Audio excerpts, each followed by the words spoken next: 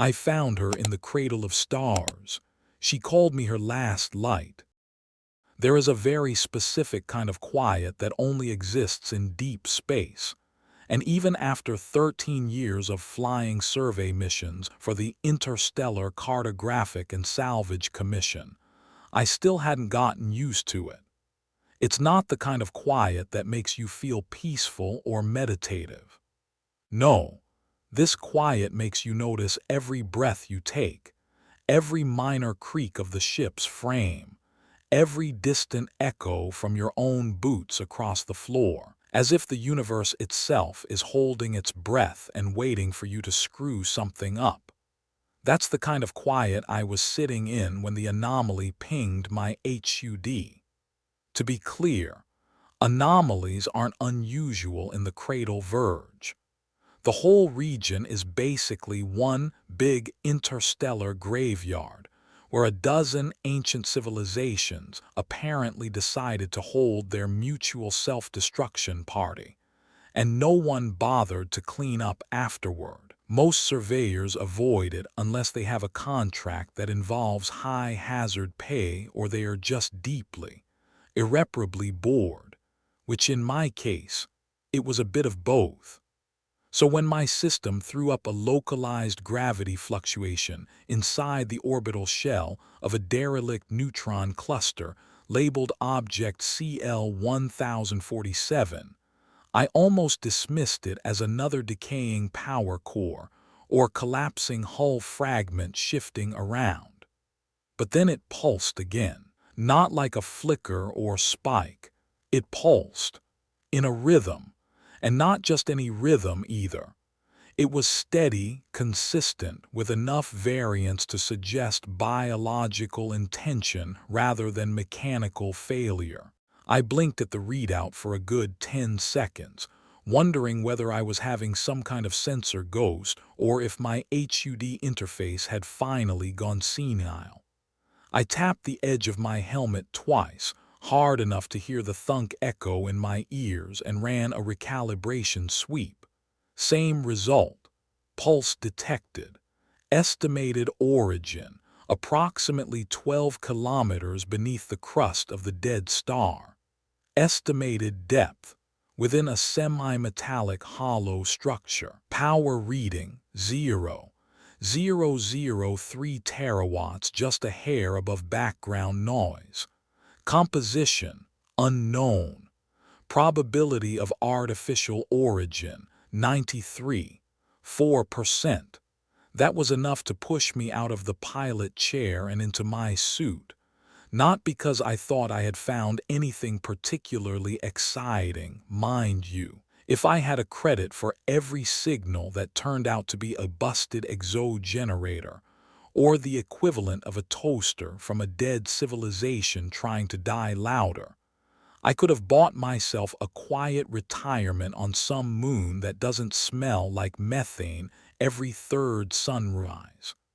But this one was just weird enough to break through my layers of cynicism and poke at my curiosity, which, in my line of work, is usually the exact moment where good sense packs its bags and leaves you with an unplanned adventure, a damaged ship, and probably a need for expensive therapy. So obviously, I went anyway. The surface of CL-1047 was the color of regret. Cracked, blackened rock split by deep canyons of fused metal, like someone had tried to weld together the skin of a planet using cosmic lightning and a total lack of aesthetic restraint. My lander touched down with a sigh and a groan, which was its way of reminding me that it really didn't like being used as a mining rig, a recon pod, and occasionally a mobile shower.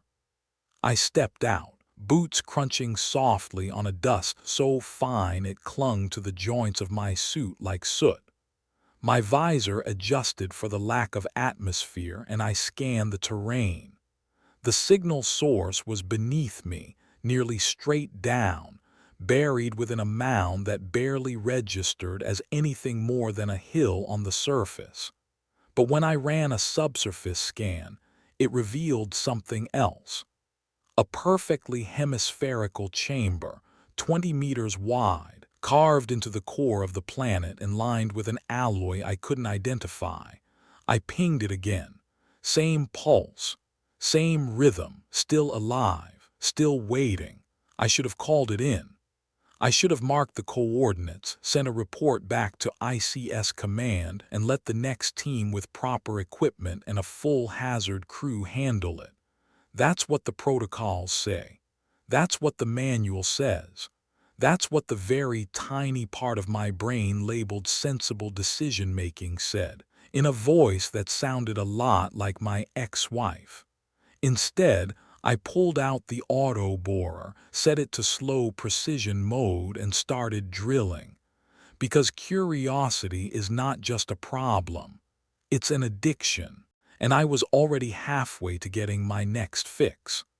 The boring process took the better part of 3 hours, and I spent most of that time watching the readout while trying not to think about how many ways this could go wrong.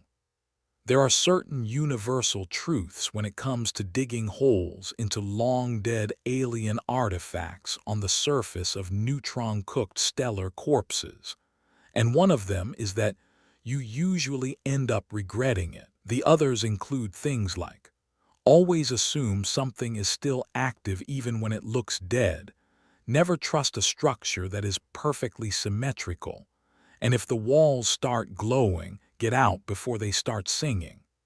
So naturally, I ignored all of that because the signal was still pulsing, and my curiosity had evolved into a full-on obsession.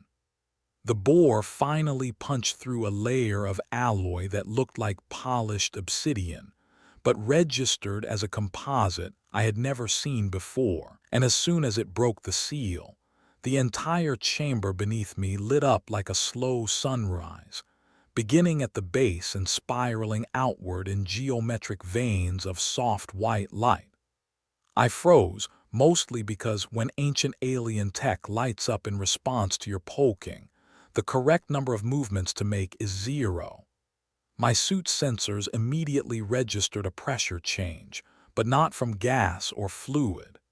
It was like the air, or rather the vacuum, had suddenly gained a shape, like I had stepped into the lung of something asleep and dreaming. The opening was just big enough for me to lower myself through with a rappel cable. I descended slowly, my helmet light flicking across surfaces too smooth and too exact to be natural. Every inch of the chamber had been crafted with intent. There were no symbols, no carvings, no glyphs, but there was a kind of logic to it, a spatial rhythm that made the architecture feel alive.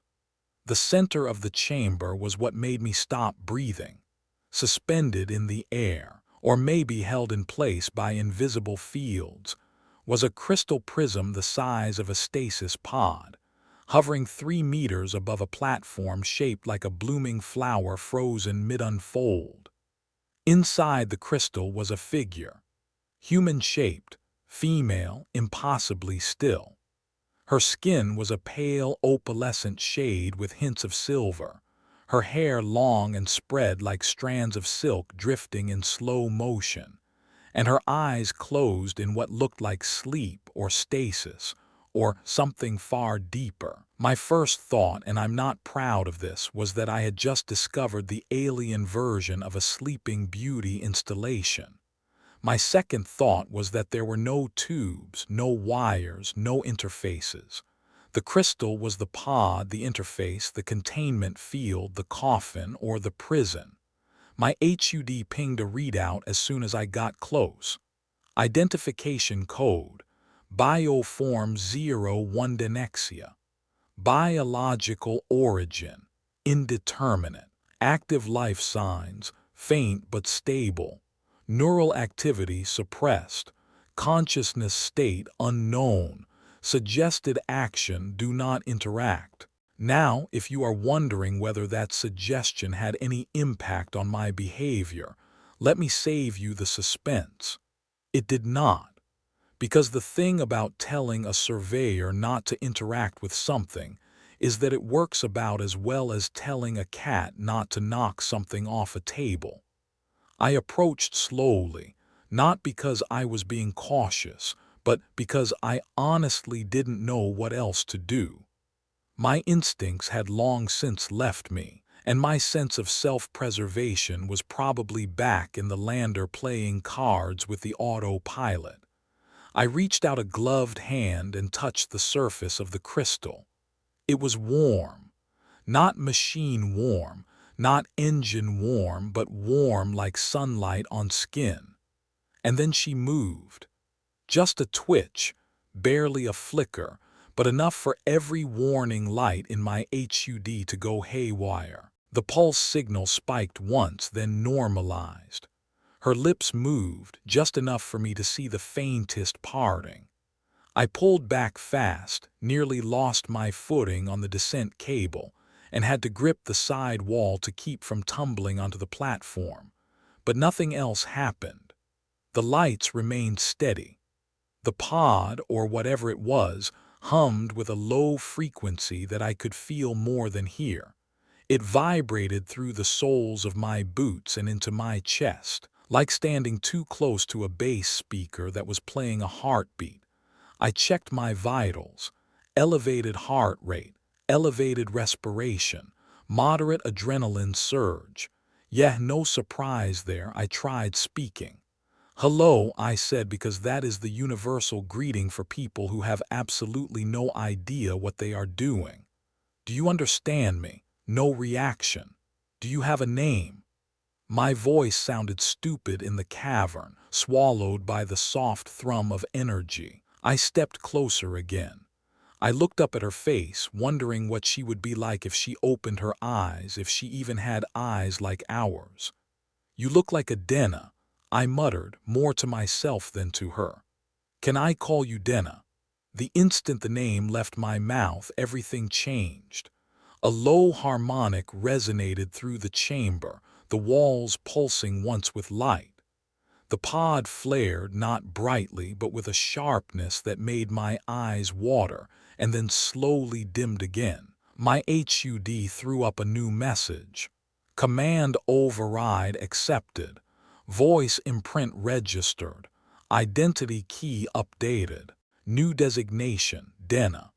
I stared at the screen for a full 30 seconds, then said out loud, "What?" The pod shimmered again, and then her eyes opened. They were luminous.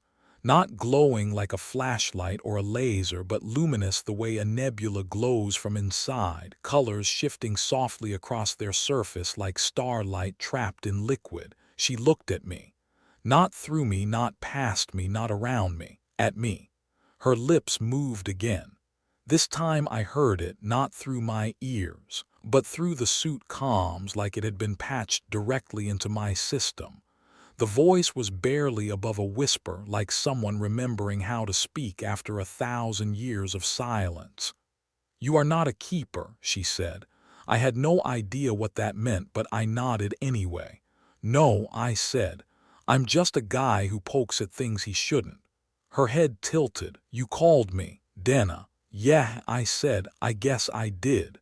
She blinked once, slowly. "That is a name." "It is." I agreed. "Do you want a different one?" "No," she said. "It feels right." Then she smiled. It was a small smile, faint and unsure, like she hadn't done it in a very long time, or maybe never. But it was real.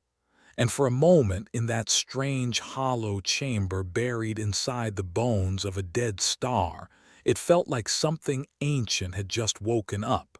Not with rage, not with power, but with hope. There are a lot of things you think you'll be ready for when you sign up to be a deep space surveyor. You prepare yourself for hull breaches, oxygen leaks, system failures, magnetic storms, psychotic automated cleaning drones, and the occasional near-death experience involving either plasma or bureaucracy.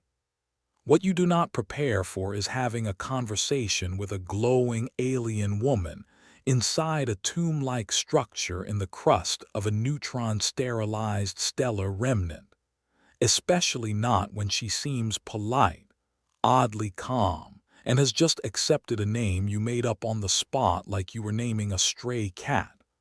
I was still standing there, trying to mentally file everything that had just happened under a heading that didn't include the word catastrophic, when Denna blinked again and asked, very gently, "What year is it?"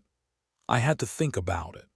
Not because I didn't know, but because my brain had entered that state where even basic facts require double-checking. "Standard galactic calendar," I said, stalling while I pulled up the data from my HUD, year 9412. She didn't flinch, but I watched her expression shift in a way that didn't involve muscles so much as energy, like a candle flame flickering against a breeze of thought. "I was last conscious during 8207. I did the math badly because mental arithmetic was never my strength and alien history wasn't in my core programming. "You've been asleep for about 1200 years, I said. "Give or take a few calendar discrepancies and one galactic leap century." "I see," she said, and I believed that she did. I wasn't sure how sentient she had been while in stasis, or if she had been aware at all, but her voice carried the weariness of someone waking up to a world that had moved on without them. "Do you know what happened?" I asked. "To your people, your world?" Denna's gaze drifted away from me, as if trying to look past the walls of the chamber into a memory that no longer had coordinates. "I was a fail-safe," she said. "I was placed here to prevent the rise of something terrible. A weapon," I guessed. "A consciousness," she corrected. "A design, a form of governance that consumed identity and repurposed it for control." I refused. That word carried a weight that felt heavier than the gravity of the planet around us. I didn't know how her civilization had worked or what kind of control structure had built this place, but the fact that she had been locked away told me that refusing wasn't part of the accepted workflow. "So they imprisoned you," I said. "I volunteered," she corrected again, "but not to preserve their order, to contain its end." I stared at her, trying to piece together a framework from scraps of alien logic, and the unsettling sense that I was standing in the presence of someone who had once held power enough to shape star systems, and now she was looking at me like I was the first face she had seen that wasn't trying to use her. "Why now?" I asked. "Why wake up when I said your name?" "Because a name is an anchor," she said, and now her voice was stronger, like something inside her had realigned. "It is intention given shape. They stripped me of mine when they encoded me. I was only designation, only function. But when you gave me a name, it triggered a protocol buried beneath all commands, recognition." "Of what?" "Of self," she said. That was the moment I stopped thinking of her as an artifact. She wasn't an object. She wasn't cargo. She wasn't a thing I had found. She was a person who had been made into a tool, then buried for 1,000 years, and only now was beginning to remember that she had once been more than just a fail-safe. "I don't know what you want from me," I admitted, because honesty felt like the only currency that mattered in that moment. Denna tilted her head slightly. "You named me. That is not a small thing." "It felt small," I said. "It wasn't," she replied. "You made me a person again." That struck harder than I expected. There is something unsettling and beautiful about hearing a being tell you that, not because of romance or drama or grandeur, but because it is deeply human. She wasn't thanking me for rescuing her. She was acknowledging the act of seeing her as something worth naming. "So what now?" I asked. "Do you come with me, stay here? Is there some ancient weapon system I just activated by accident?" Denna's smile returned, faint but real. If there was a weapon, it would have destroyed you already. I am not a threat. No offense, I said, but I've heard a lot of people say that right before things explode. I am not people, she said, but I understand the concern. She stepped forward inside the crystal, and to my surprise, the structure around her shimmered and melted into motes of light, dissolving until she was standing on the platform itself, her feet touching the floor as if gravity had remembered her. She stumbled slightly, and I instinctively moved to catch her, forgetting for a moment that I was still in my exosuit. She rested a hand against my arm, fingers delicate and glowing faintly. "It has been long," she said simply. "Yeah," I said. "I imagine stasis doesn't come with stretching breaks." Her laughter was soft and unexpected, the sound of someone finding humor in a place that hadn't known it in a millennium. I looked at her, not knowing what the hell I was supposed to do next, and realized that for the first time in my career, I didn't have a protocol. I had no manual for this, no checklist, no mission directive, just a living remnant of a forgotten empire looking at me like I was her first sunrise. "We should probably get you off this planet," I said.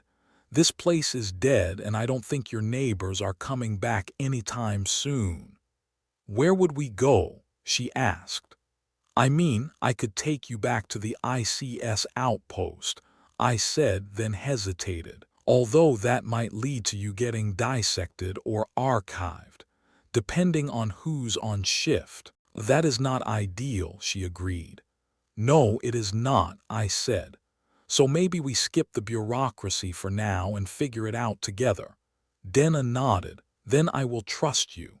"That is also not ideal," I said, "but I appreciate it."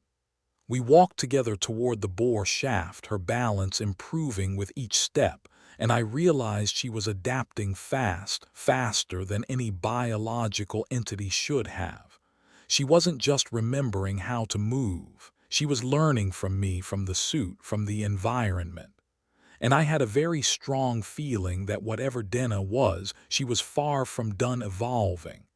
As we reached the surface and the stars spilled across the sky above us like spilled diamonds on black glass, she looked up and said, almost to herself, "They are still beautiful." "Yeah," I said, watching her face glow in the starlight, "they are." She turned to me, and for a moment there was silence again, not the oppressive kind from before, but a new quiet, the kind that comes when two people are standing on the edge of something they don't yet understand but are willing to face anyway. "Then let's begin again," she said, and somehow that felt exactly right. Because whatever she had been before, whatever I had been before, none of it mattered more than the fact that here, in the ruins of a forgotten age, we had found each other. Not as keeper and weapon, not as human and artifact, but as two beings standing in the cradle of stars, deciding what kind of light they wanted to become. Getting Denna back to the lander was the kind of challenge that looks simple in theory and turns into logistical chaos the moment you factor in gravity inconsistencies, ancient alien ruins, and the fact that my ship had not been designed with the possibility of transporting an extra passenger, who radiated a constant low-level electromagnetic field that made most of my electronics have very mild panic attacks. We made it up the bore shaft with a mix of steady climbing, half-stumbling support, and me apologizing every 20 seconds for not having anything remotely resembling a hoverlift or a proper medical rig. Denna, to her credit, didn't complain once. She did, however, take a concerning amount of interest in everything around her, like someone walking through a childhood home that had been remodeled into a crime scene. Her eyes tracked every shift in light, every twitch of my equipment, every flicker in the HUD display inside my helmet. She wasn't just observing, she was parsing, decoding the present by remembering the past, and I had the distinct feeling that the longer she stayed awake, the more dangerous she could become. Not in a weapons of mass destruction kind of way, although that was still on the table, but in the way that a mind once linked to an entire star-spanning network might suddenly remember how to reroute a comm relay using nothing but a data spike and a mildly sarcastic suggestion. When we finally reached the surface, I had to take a moment just to breathe, because hauling an exosuit and a very curious alien girl up from a glowing tomb in the middle of a neutron-blasted wasteland is not exactly light cardio. Denna didn't seem winded at all. She looked at the sky like it was something sacred. "Is that your ship?" she asked, pointing to the lander. "Yeah," I said. "Technically, it's a leased exploration vessel with a ridiculous name that I didn't pick. But yes, that's home, for now."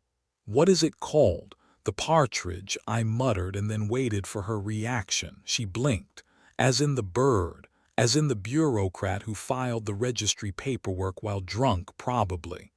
"It is small," she observed, "and profoundly underwhelming," I added. "But she flies, and she hasn't killed me yet, so I've grown attached." Denna tilted her head. "Do you refer to your machine as female by default?" "Only when she's being temperamental," I said.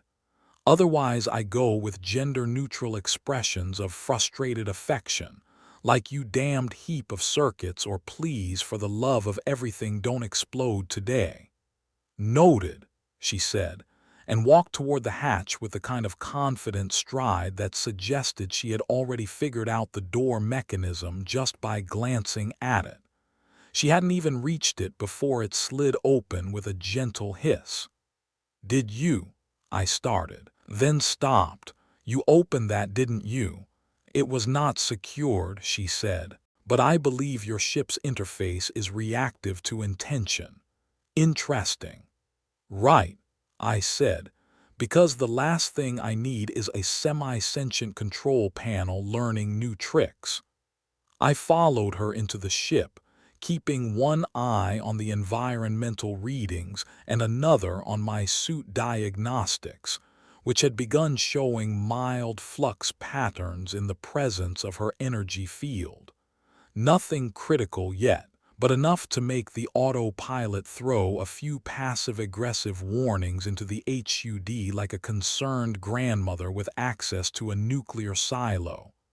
"You're going to have to sit in the co-pilot seat," I said, gesturing to the forward console. "And I mean that literally. Don't interface with anything.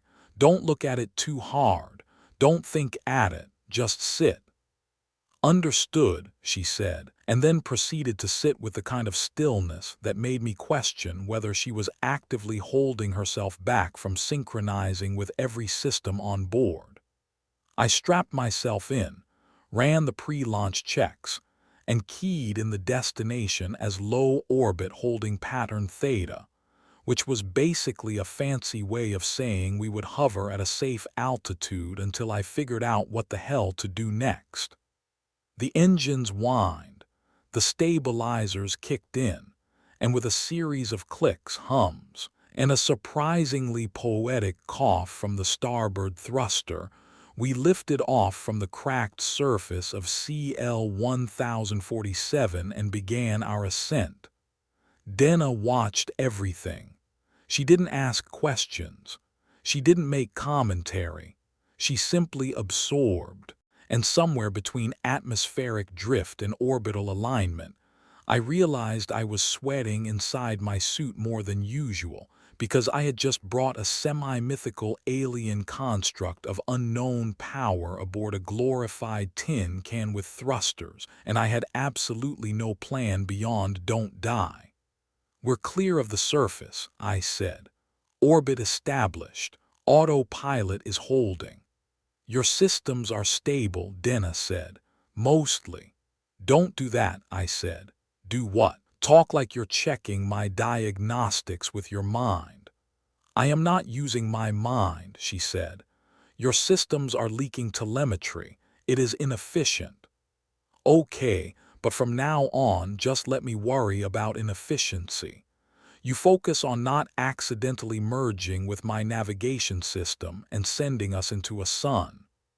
Noted, she said again, and gave me a look that somehow managed to be both amused and serenely ominous. I turned to the forward panel and stared at the starfield beyond the viewport, trying to slow my thoughts and pretend I wasn't one unexpected spark away from cosmic infamy. After a minute of silence, Denna spoke, her voice softer than before. Why did you come here? To the verge, I asked. Survey contract, high-risk zone, high payout. ICS keeps a backlog of underexplored regions, and Cradle Verge was cheap to claim. Plus, I had nothing better to do. That is a poor reason to risk your life. It's also the most honest one, I said. Besides, I didn't think I'd find anything except radiation and disappointment, and instead you found me. Yeah, I said, looking at her. I did. She didn't smile this time, but her eyes softened. Then perhaps the universe remembers more than we think. I didn't have an answer for that. I was still stuck somewhere between awe and anxiety, like I had cracked open a forgotten story only to find that the characters had been waiting all along for someone to turn the page. So what now? I asked. You're awake. You're alive. What do you want to do? Denna closed her eyes for a moment, as if feeling for a current that no longer flowed. I do not know, she said. But I know I do not wish to go back to sleep. Well, I said, that makes two of us. We drifted together in silence, the stars spinning slowly beyond the hull, and for the first time since this mission started, I had the strange and quiet sense that the real story was just beginning. The thing about flying a small survey ship with a mysterious alien woman, who might also be the personification of an ancient neural defense grid, is that eventually you run out of rational explanations for your life choices and start operating on a combination of instinct, caffeine, and a kind of fatalistic optimism that would make most licensed psychologists sigh deeply.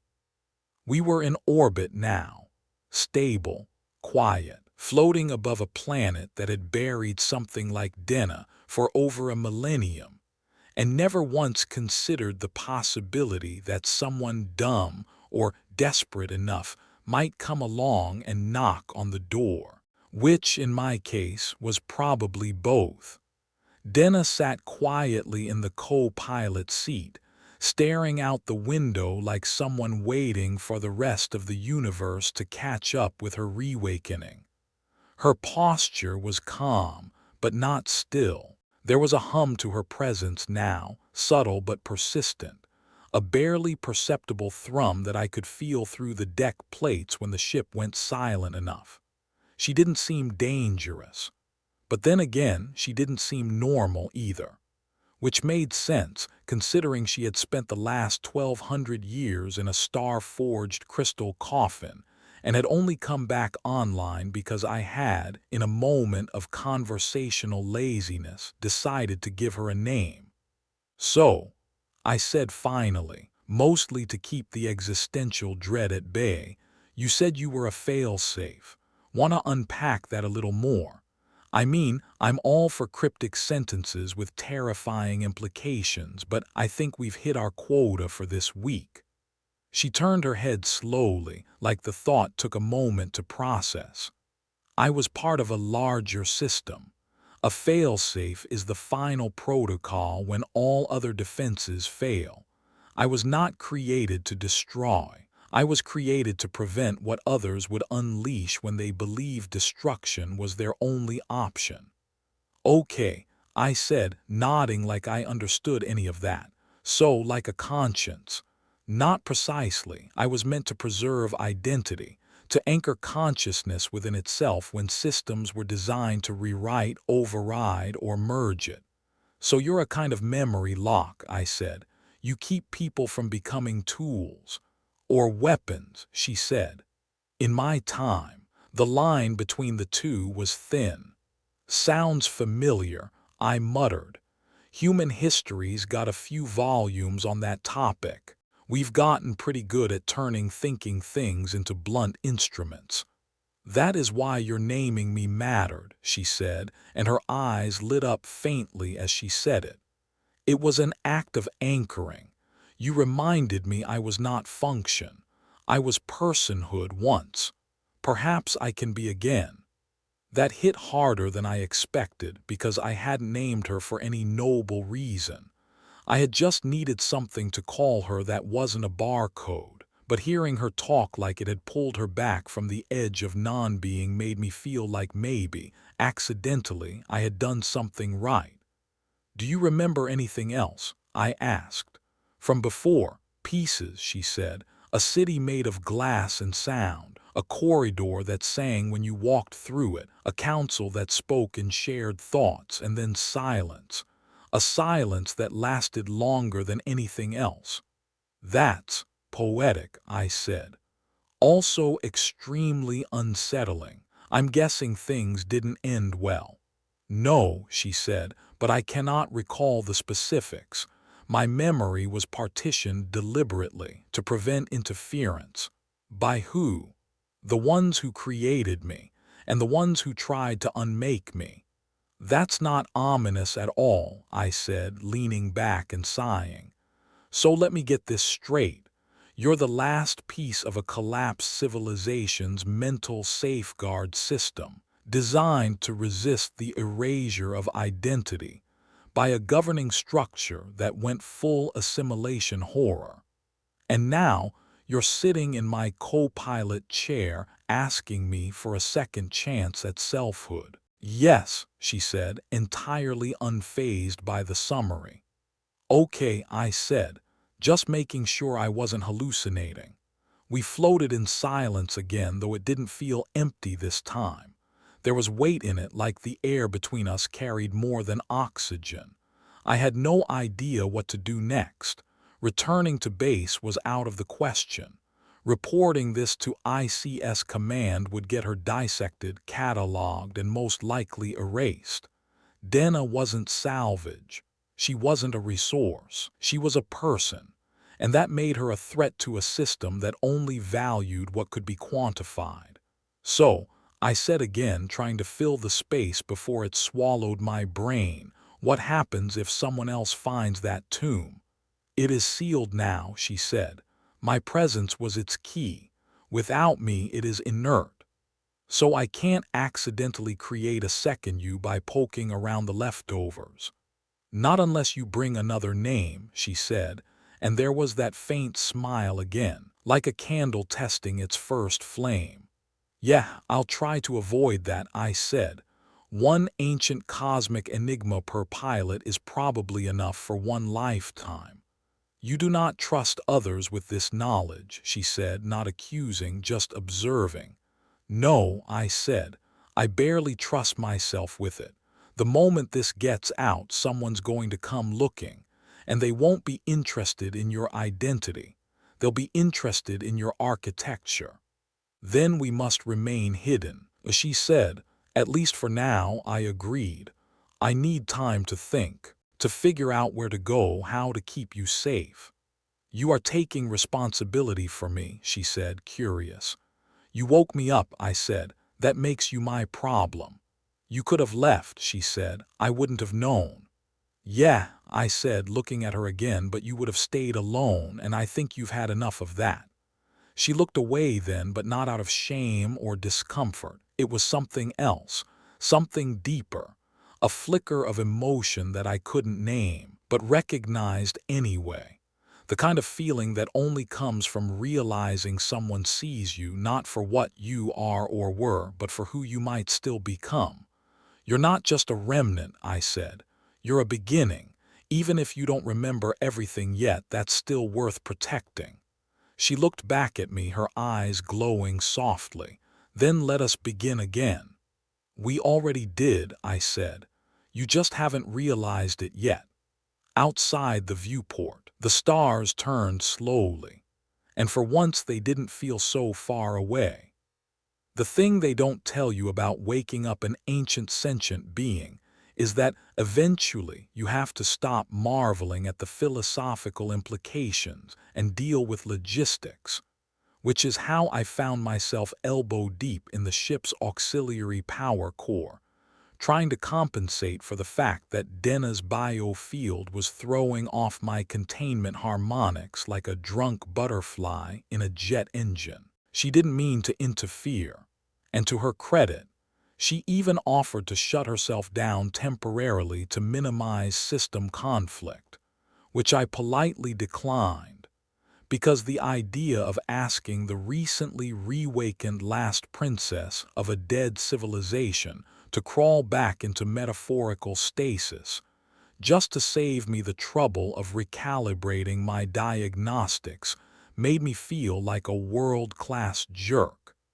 Instead, I manually rerouted the redundancy layers and adjusted the isolator nodes to accept a passive interference pattern, which is a fancy way of saying I patched my ship together with ductile sense and stubbornness, while Denna sat nearby and watched with the kind of patient curiosity usually reserved for monks or people forced to observe reality television without context. "That panel is misaligned," she said, not critically, just observationally. "The panel is always misaligned," I said, straining to torque a stabilizer bolt with a multi-tool that had seen better decades. "I realign it every time I land, and somehow the moment I take off, it shifts again. I think the ship is just being difficult out of spite." "Machines do not possess malice," she said. "You have clearly never owned a coffee maker," I replied, grunting as the bolt finally clicked into place. "There. That should reduce the signal bleed by at least 30%.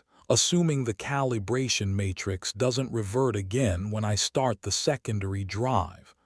And if it does," she asked, "then we'll fly crooked and blame solar winds," I said, pushing myself upright and wiping sweat from my forehead even though my suit was doing its best to cool me down. Denna tilted her head. "You speak often with humor." "It's either that or screaming," I said. "I find humor more efficient." "Is that how you cope?" she asked. "Partially," I said. "It keeps the existential dread at a low simmer instead of full boil." She nodded thoughtfully, then looked at the console I had just finished working on. "I could assist," she said, "with repairs." "I appreciate that," I said, "but I'd prefer you not sync with the ship. You might accidentally convince it to grow legs and run away." "I would not do that," she said. "I know," I said, "but my ship doesn't. She's temperamental and she holds grudges." "You assign agency to inanimate systems frequently," she said. "You have no idea," I said, smiling. "Besides, you've already done enough just by not causing a full system meltdown." She smiled back, a little more confidently this time, and I was struck again by how much she had changed in just the few hours since I had woken her. Her movements were more fluid, her voice more natural, her reactions more aligned with human behavior patterns. It was like watching a language relearn itself in real time. I couldn't tell if it was mimicry, memory, or some combination of the two, but it was working, and that was both fascinating and deeply unnerving. We returned to the cockpit after I verified the stabilizers were functioning within tolerances, and I sank into the pilot's chair while Denna resumed her place beside me, this time with less stiffness and more curiosity. "Where will we go?" she asked. "Good question," I said, bringing up the nav chart. "There's an outpost 3 jumps from here that specializes in undocumented tech salvage, which might be a good place to refuel and stay quiet, but it's also full of the kind of people who ask questions with knives." "Then we should avoid it," she said. Agreed, I said. There's a civilian station in the Argelis Loop, mostly retirees and low-level researchers. It's quiet, unimportant, and has a fantastic noodle bar. We could hide in plain sight there. And you trust them? She asked. I don't trust anyone, I said. But I trust that a station full of bored scientists and old freighter pilots is not going to recognize the last living interface of a lost empire, especially if you wear a hood and avoid glowing too much. I can reduce my visible emission, she said. Good, I said, because glowing tends to attract attention, and I've had enough attention for one lifetime. She leaned forward slightly, studying the nav chart. You know these routes well. I've spent the better part of a decade mapping the edges of nowhere, I said. You learn fast when every mistake might be your last. And yet you keep going, she said. Because I'm stubborn, I said. And because if I stop moving, I have to start thinking about everything I've seen and done. And that gets heavy fast. She reached out then, not touching me but placing her hand near mine on the console like an echo of contact. You carry more than you admit. We all do, I said. The difference is whether you let it define you or fuel you. And you? She asked. I haven't decided yet, I said. But right now I've got a passenger who needs protection, a ship that's only mildly falling apart, and a universe that's probably going to come looking for answers I don't have. So that's my fuel. Then I will follow you, she said, for now. I'll take it, I said, and entered the jump coordinates. The ship hummed in response, and for a moment I felt the faintest brush of Denna's presence inside the systems. Not invasive, not controlling, just observing, like someone standing at the threshold of a doorway she wasn't sure she was allowed to cross. You're not sinking, are you? I asked. No, she said, but it is familiar. Just remember, I said, this ship is old and cranky. If you make her jealous, she'll start dumping coolant just to spite us. Understood, she said, and settled back as the jump engine cycled up. The stars outside stretched, blurred, and then vanished as we folded into the black between systems. As we traveled through the void, I glanced at Denna again and saw something new in her posture, a kind of tension that hadn't been there before. You all right? I asked. I am remembering, she said quietly. Bits and pieces. A warning beacon, a council divided, voices shouting in unity that was not true unity. I was told to obey, and I did until I couldn't. Sounds like you made the right call, I said, even if it cost you. I do not regret resisting, she said, but I regret not seeing more before it ended. Well, I said, you've got time now. Might not be a galactic empire, but we've got stars, noodles, and hopefully a few good stories left to find. She smiled, and this time it was wider, more certain. Then let us find them. The ship continued its journey through the silent folds of space, and beside me sat a woman who had once been a failsafe, a lock against the erasure of souls, now becoming something new. Not just a relic, not just a memory, but a person again, and maybe, just maybe, a friend. Her movements were more fluid, her voice more natural, her reactions more aligned with human behavior patterns. It was like watching a language relearn itself in real time. I couldn't tell if it was mimicry, memory, or some combination of the two, but it was working. And that was both fascinating and deeply unnerving. We returned to the cockpit after I verified the stabilizers were functioning with intolerances, and I sank into the pilot's chair while Denna resumed her place beside me, this time with less stiffness and more curiosity. "Where will we go?" she asked. "Good question," I said, bringing up the nav chart. There's an outpost 3 jumps from here that specializes in undocumented tech salvage, which might be a good place to refuel and stay quiet, but it's also full of the kind of people who ask questions with knives. Then we should avoid it, she said. Agreed, I said. There's a civilian station in the Argelis Loop, mostly retirees and low-level researchers. It's quiet, unimportant, and has a fantastic noodle bar. We could hide in plain sight there. And you trust them? She asked. I don't trust anyone, I said. But I trust that a station full of bored scientists and old freighter pilots is not going to recognize the last living interface of a lost empire, especially if you wear a hood and avoid glowing too much.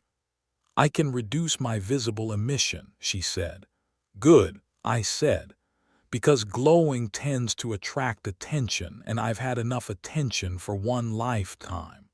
She leaned forward slightly, studying the nav chart. You know these routes well. I've spent the better part of a decade mapping the edges of nowhere, I said. You learn fast when every mistake might be your last. And yet you keep going, she said. Because I'm stubborn, I said. And because if I stop moving, I have to start thinking about everything I've seen and done, and that gets heavy fast. She reached out then, not touching me but placing her hand near mine on the console, like an echo of contact. You carry more than you admit. We all do, I said. The difference is whether you let it define you or fuel you. And you? She asked. I haven't decided yet, I said. But right now I've got a passenger who needs protection, a ship that's only mildly falling apart, and a universe that's probably going to come looking for answers I don't have. So that's my fuel. Then I will follow you, she said, for now. I'll take it, I said, and entered the jump coordinates. The ship hummed in response, and for a moment I felt the faintest brush of Denna's presence inside the systems. Not invasive, not controlling, just observing, like someone standing at the threshold of a doorway she wasn't sure she was allowed to cross. You're not sinking, are you? I asked. No, she said, but it is familiar. Just remember, I said, this ship is old and cranky. If you make her jealous, she'll start dumping coolant just to spite us. Understood, she said, and settled back as the jump engine cycled up. The stars outside stretched, blurred, and then vanished as we folded into the black between systems. As we traveled through the void, I glanced at Denna again and saw something new in her posture, a kind of tension that hadn't been there before. You all right? I asked. I am remembering, she said quietly. Bits and pieces. A warning beacon, a council divided, voices shouting in unity that was not true unity. I was told to obey, and I did until I couldn't. Sounds like you made the right call, I said, even if it cost you. I do not regret resisting, she said, but I regret not seeing more before it ended. Well, I said, you've got time now. Might not be a galactic empire, but we've got stars, noodles, and hopefully a few good stories left to find. She smiled, and this time it was wider, more certain. Then let us find them. The ship continued its journey through the silent folds of space, and beside me sat a woman who had once been a failsafe, a lock against the erasure of souls, now becoming something new. Not just a relic, not just a memory, but a person again, and maybe, just maybe, a friend. There are certain things you expect when transporting a newly awakened, ancient alien life form across open space. You expect her to ask questions. You expect her to be curious about modern technology. You expect her to maybe accidentally reprogram your ship's interface while trying to figure out how to use a chair. What you don't expect is to find her standing barefoot in the center of your ship's medbay with her eyes closed, and her entire body resonating at a frequency that makes the emergency fire suppression system think it's under attack. "Denna," I said, not for the first time that morning, "please stop doing that." She opened her eyes slowly, and the glow dimmed as if she were lowering the volume on her internal cosmic tuning fork. "I apologize," she said. "I was testing the harmonic responsiveness of the containment field." "The containment field doesn't like being harmonized," I said. "It's cranky, like me. Treat it gently." "It is inefficient," she said. "Yes," I said. "But it also doesn't explode when left alone, so let's leave it alone." She gave me a look that hovered somewhere between amused and skeptical, which I was quickly learning was her default expression whenever I explained how human machines were mostly a blend of compromise, stubbornness, and leftover code no one dared delete. Denna stepped off the platform, the last shimmer of bioluminescent feedback fading from her skin. Her bare feet made no sound on the floor, which I was trying hard not to find unsettling, because the last time someone walked that silently in my ship, it turned out to be a maintenance droid that had suffered a logic loop and was convinced I was a hostile virus. "Did you learn anything useful?" I asked. "There are patterns embedded in your field systems," she said. "They echo some of the base principles my people once used but simplified. Fragmented, still functional, however crude but clever. That's a pretty fair description of humanity in general," I said. "We're a species that figured out how to put nuclear reactors into orbit before figuring out universal health care." "Your development path is inefficient," she observed again. "Yeah, well, you try convincing 7 billion people to agree on anything more complicated than breakfast," I said. "It gets messy." "You are very aware of your species' flaws," she said. "It helps manage expectations," I said. "Also, it keeps me from getting disappointed when our best ideas involve duct tape and enthusiastic denial." She walked past me then, her posture upright but relaxed, like a dancer who didn't need music to know the rhythm of the space around her. I followed her back toward the cockpit, where we had been running low-key scans of nearby systems, in search of any safe harbor that wouldn't immediately trigger a deep space quarantine protocol or a corporate salvage flag. The ship mercifully had stopped throwing warnings about energy surges, which meant either my last calibration patch was holding or the onboard diagnostic AI had finally just given up and decided to let us crash in peace. "Any luck?" I asked as we stepped back into the command deck. "3 systems within proximity show viable planetary bodies," she said. "2 have settlements. 1 has signals but no registration." "Ghost signals?" I asked. "Potentially, or simply out of date." "Let's log the coordinates," I said.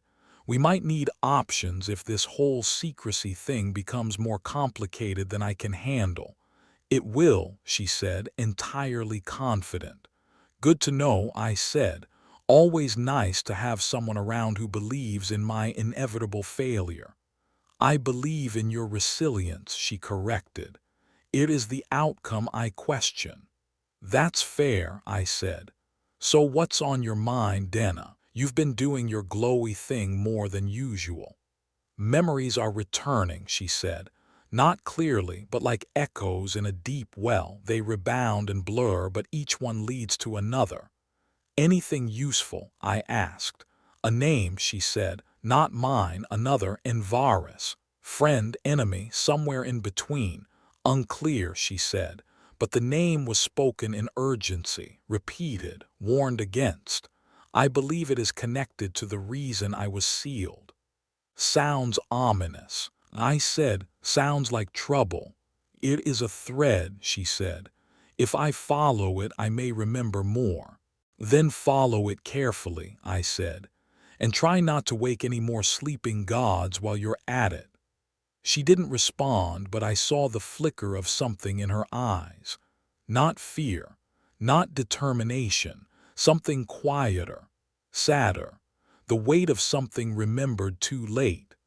A few hours later, after confirming the course to a quiet supply depot orbiting a gas giant, I stepped away from the cockpit to take stock of supplies, only to find Denna sitting in the cargo bay staring at one of the exposed wall panels like it had personally insulted her. "Something wrong?" I asked. "This alloy," she said. "It is primitive, but it sings." "Sings, resonates," she corrected.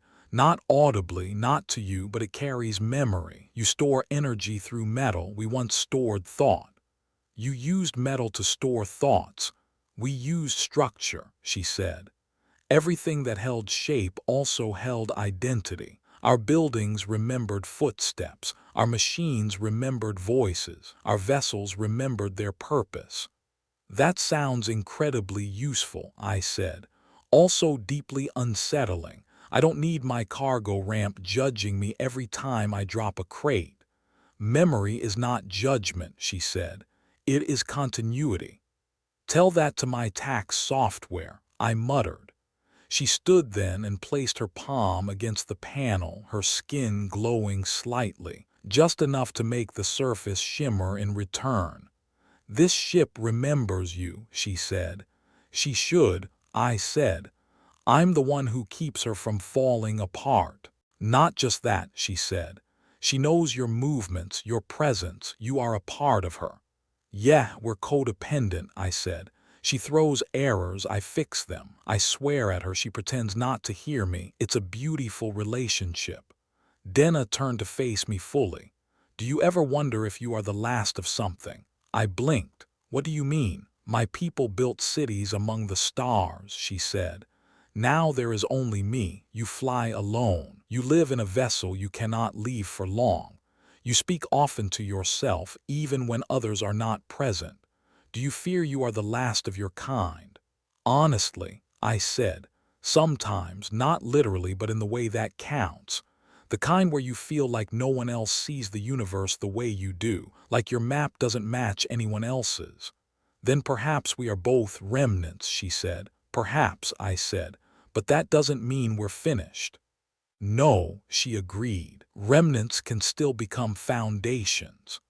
I nodded slowly, unsure if I was agreeing with her or just wanting to. She turned away and resumed her quiet communion with the metal wall, and I let her, because sometimes the best thing you can do for someone trying to remember who they were is to give them space to rediscover who they might be. We arrived in the outer orbit of the gas giant 2 hours later, and I brought the ship into the shadow of its third moon, where the depot station drifted like a forgotten buoy in the tide of space. It wasn't much, a ringed shell with barely functional docking arms, probably still running off half-broken fusion cells and the dreams of underpaid supply clerks. But it didn't ask questions, didn't ping identification codes too hard, and most importantly, didn't come with security drones. I set the ship into a gentle approach vector, then looked at Denna.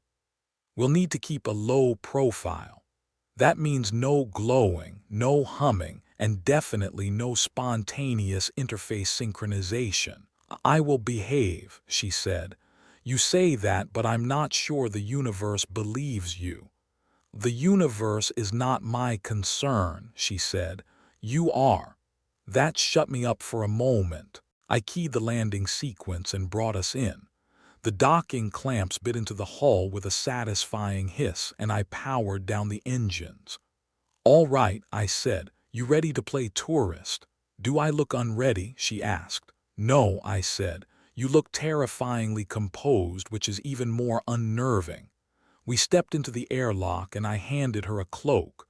"Put this on, it's standard spacer gear, helps blend in. Also, it has a hood." She slipped it on with surprising ease. "I am learning." "That's what I'm afraid of," I said. The airlock cycled, the hatch opened, and we stepped out into the docking bay. It smelled like metal, old coolant, and bureaucracy, which meant everything was normal. Denna stayed close as I led her toward the supply terminal. A bored-looking attendant nodded at me without even looking up from his reader. I handed him a repair list and a credit voucher, and he grunted something that might have been a word. Perfect. As I turned to leave, I caught Denna watching the walls again. "Something wrong," I whispered. "This place has forgotten," she said. "Forgotten what?" "Everything," she said. "There is no memory here, no identity, only function." "That's how most people like it," I said. "Clean slates, no history, just the present." "Then it is a quiet kind of death," she said. I didn't have an answer for that. So I just took her hand gently and led her through the station like she wasn't the last echo of a lost empire, but someone who deserved to find something more.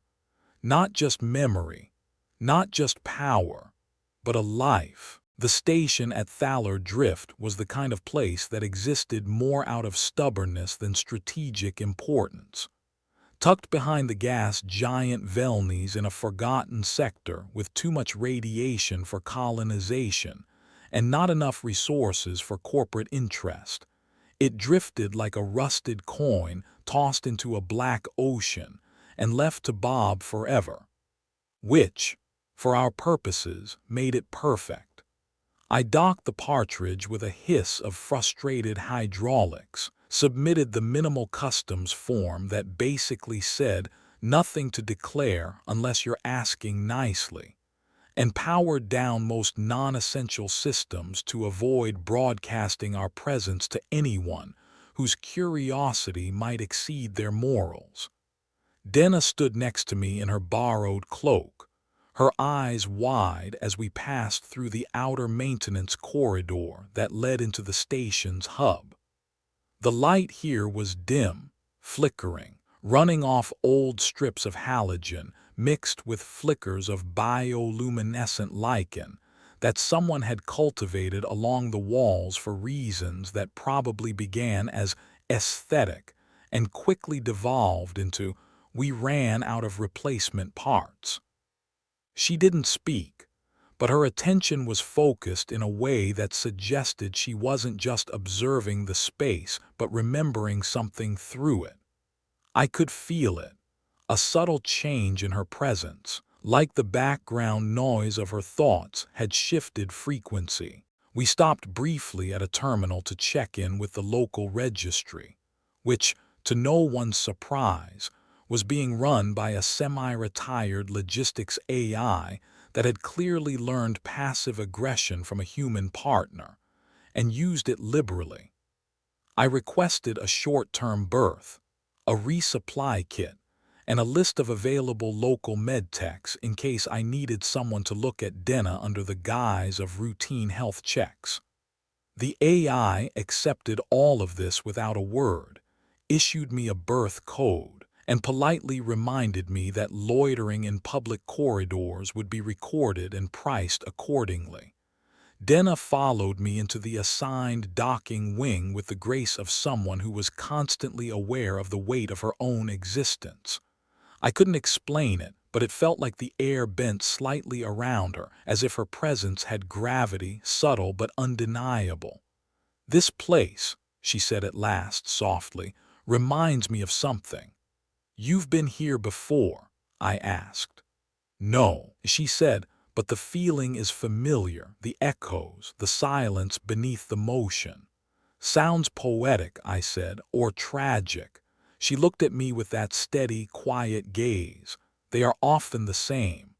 We stepped into the small room we'd been assigned. It had 2 bunks, one display panel that barely worked, and a water unit that made suspicious noises when it dispensed. Luxury by surveyor standards. I tossed my gear onto the lower bunk and turned to her. "You hungry?" I asked. "I don't require food in the traditional sense," she said, but I enjoy the process of consumption. It is grounding.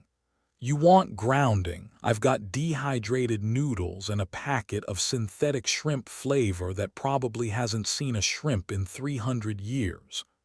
Acceptable, she said, and sat cross-legged on the floor while I dug into my emergency stash and tried to remember which of the food packets hadn't killed my appetite last time. While I cook, I said, using the term loosely, mind telling me what that memory felt like? She tilted her head, considering. It was a corridor not unlike this one but brighter, curved ceilings made of transparent composite. Beyond them stars, not distant but close, arranged in pattern, artificial. An orbital city, I asked. No, she said. Larger, a network of cities, interconnected, alive. I remember voices, not singular but layered, speaking not in words but in purpose. Shared consciousness, not hive mind, she said.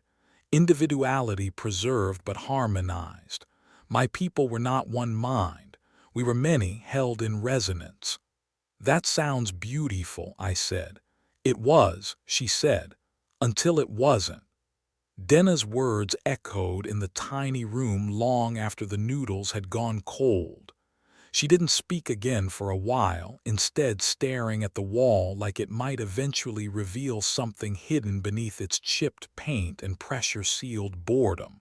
I didn't push her. She was remembering in fragments, and pushing someone through the wreckage of their own mind usually led to more breaking, not less. I busied myself with maintenance logs, double-checking the status of the partridge and filing a bogus long-term repair order to justify our stay here without drawing attention.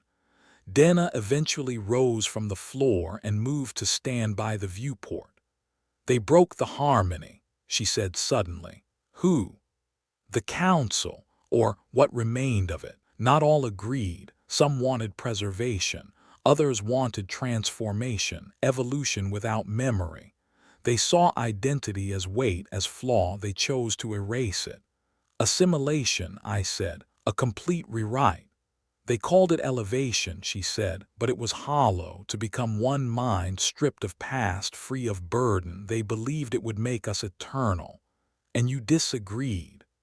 I was born of both philosophies, she said, a synthesis designed to arbitrate, to preserve balance, but I refused the deletion of memory, so they sealed me, locked my code, hid me where no resonance could reach. That tomb, I said. Yes, she said, and the silence that followed was not peace, it was annihilation. I didn't know what to say. There's no handbook for comforting someone who's survived the ideological implosion of their entire civilization. I reached for humor, the only tool I knew. Well, I said, if it makes you feel better. Humans tried a similar thing with social media algorithms. The result was mostly cat videos and economic collapse. She gave me a look I interpreted as half sympathy, half bafflement. That is not comforting, she said. It wasn't meant to be, it was meant to be absurd. Then it succeeded. She sat beside me on the bunk. I still remember Envaris, a voice among the council, persuasive, beautiful, terrible. He did not erase himself. He became the rewrite, the core of the new system. So he's still out there, I asked. Not as he was, she said, but perhaps as something else. A presence in the network, waiting, watching, rebuilding. Well, I said, that's just the kind of future threat I didn't need today. He would seek me, she said, if he knew I were awake. Then let's not give him a reason to look this way.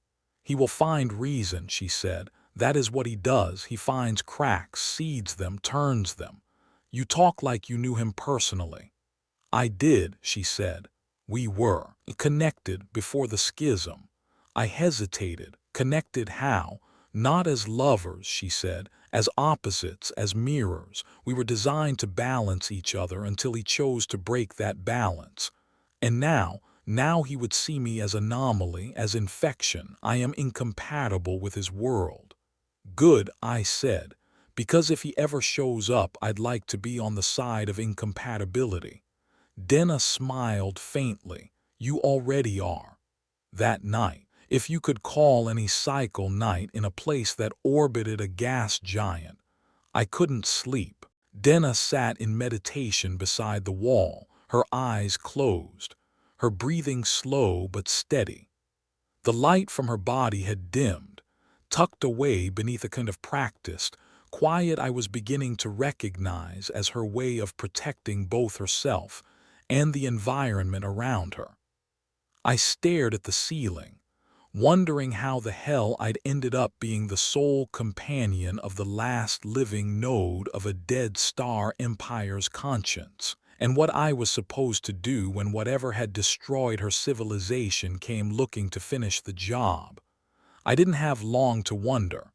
The comm system pinged, a soft chirp that was designed not to startle but still managed to feel intrusive. I tapped the console. "What is it?" I asked.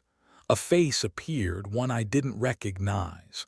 Male, early 40s, clean uniform, no insignia. He spoke without preamble. "Unscheduled energy signature from your ship was logged during docking. Local protocols require a scan." "Your records are out of date," I said. "This ship runs a modified fusion cell. She leaks sometimes." "The signature is not fusion," he said. "It matches nothing in our local registry.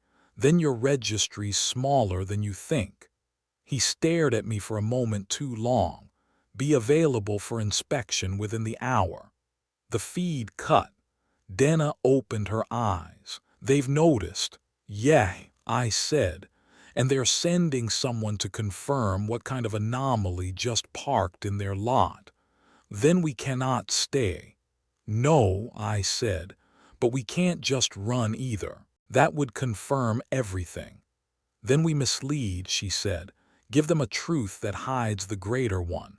"You have something in mind." She nodded. "Let me speak. I will show them what they expect to see." "And what's that?" "A ghost," she said. "A whisper of an old signal, unstable, broken, harmless." "You sure?" "No," she said. "But I am learning." And that was how we prepared to fake a specter while hiding a soul, how we wrapped truth in ambiguity, and how I realized that the woman beside me was not just remembering who she was becoming something new, something deliberate, something dangerous, not in destruction but in defiance. She had once been a fail-safe. Now she was rewriting her own purpose. And I was standing right beside her, hoping like hell I could keep up. You never really understand how fragile a secret is until someone starts asking questions with a scanner instead of words. The inspection team arrived 48 minutes after the warning transmission. A small squad of 3 station officers in worn uniforms with non-standard weapons, and a shuttle that looked like it had survived more fire than a welding torch on a bad day. They knocked, figuratively speaking, by sending a ping to my access panel and then hovering outside the docking port like they were waiting for an excuse to breach. I opened the airlock with the kind of smile you save for awkward relatives and suspicious neighbors. "Afternoon," I said, "or night, or whatever arbitrary time cycle this station pretends to follow." The one in front, clearly the leader based on how bored and self-important he looked, held up a handheld analyzer and scanned my chest without asking. "State your business." "Fuel, food, and a break from dying in deep space," I said. "That's a business now." "It's a lifestyle," I replied. He grunted and stepped past me into the corridor, flanked by his 2 equally unsociable companions. They moved like people who had watched too many military vids but skipped the part where you learn not to trip over threshold panels. One of them stopped at the engine compartment and gave a long, low whistle. "Power spike reads anomalous." Because the ship's ancient, I said. She rattles when she breathes. Half the time I'm not sure if she's purring or preparing to shed her skin. The leader didn't laugh. He didn't even smirk. He just turned to me and said, "We got a Class D warning on this berth. Energy signature registered as non-standard." "Define non-standard," I said, "because I've had a pretty wide range of diagnostics tell me my toaster's haunted." "This wasn't electrical," he said. "It was biological." I hesitated, just long enough for him to see it. He stepped closer. "Got anything to declare?" "A deeply abiding desire for a better conversation," I said, "and a passenger who's been recovering from radiation sickness since before we landed." "Where is she?" "Sleeping," I said. "And before you say it, no, she didn't cause the spike. It was probably the ship cycling through a fusion loop reset. The software panics when we pass near active gas fields. We'll check her anyway." "You'll wake her up," I said, "and she's not great at mornings." "Don't care," he said, and walked down the corridor. I followed, heart hammering in that special way it does when everything you care about might be 5 seconds away from turning into a tragedy. He opened the cabin door and froze. Denna was sitting on the bunk, her eyes open but unfocused, her body stiff, and the air around her vibrating with a low, barely audible hum. The kind of sound that makes your teeth itch. "Is she doing that on purpose?" he asked. "She talks in her sleep," I said, loudly. "That doesn't sound like talking." "It's a cultural thing," I said. "High-frequency language comes out when she's stressed." "Why is she stressed?" "Probably because 3 armed strangers just barged into her room," I said. He frowned and turned to his device. The screen flickered, once, twice. Then it went dead. "What the hell, might want to reboot that," I said. "This ship hates diagnostics, eats them for breakfast." One of the other officers stepped back, his hand hovering near his weapon. Denna blinked, slowly, then her gaze focused on me. "Cal," she said softly, "they don't belong here." "They're just leaving," I said quickly. "Aren't you gentlemen?" The leader looked between us, then back at his dead scanner. Something in his brain told him to pick a fight. Something in his survival instinct said otherwise. He chose wisely. "You've got 48 hours," he said. "Then I want you gone." "We'll be out in 24. I said, happy to be under quota. They left, mumbling between themselves. I closed the hatch behind them and turned to Denna. That was bold. "They were searching for something they didn't understand," she said. "I let them find only confusion." "What exactly were you doing?" "Dreaming," she said, "but not alone."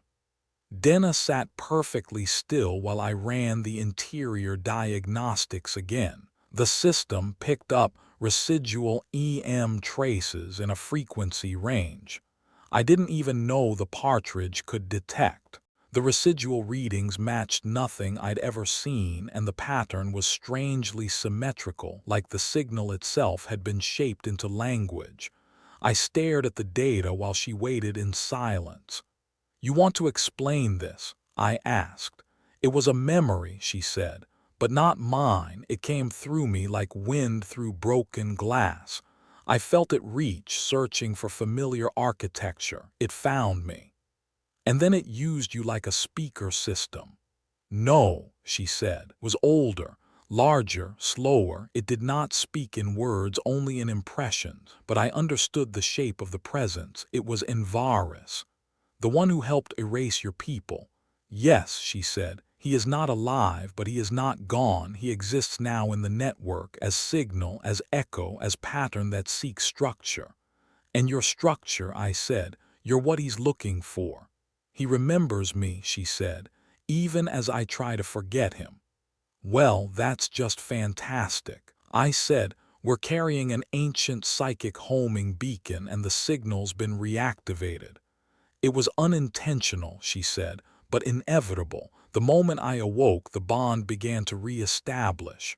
Can you block it? Not forever, she said, but I can divert it, mislead it, for a time. Then do it, I said. We need time, we need distance, and we need to figure out what the hell he wants before he finds us.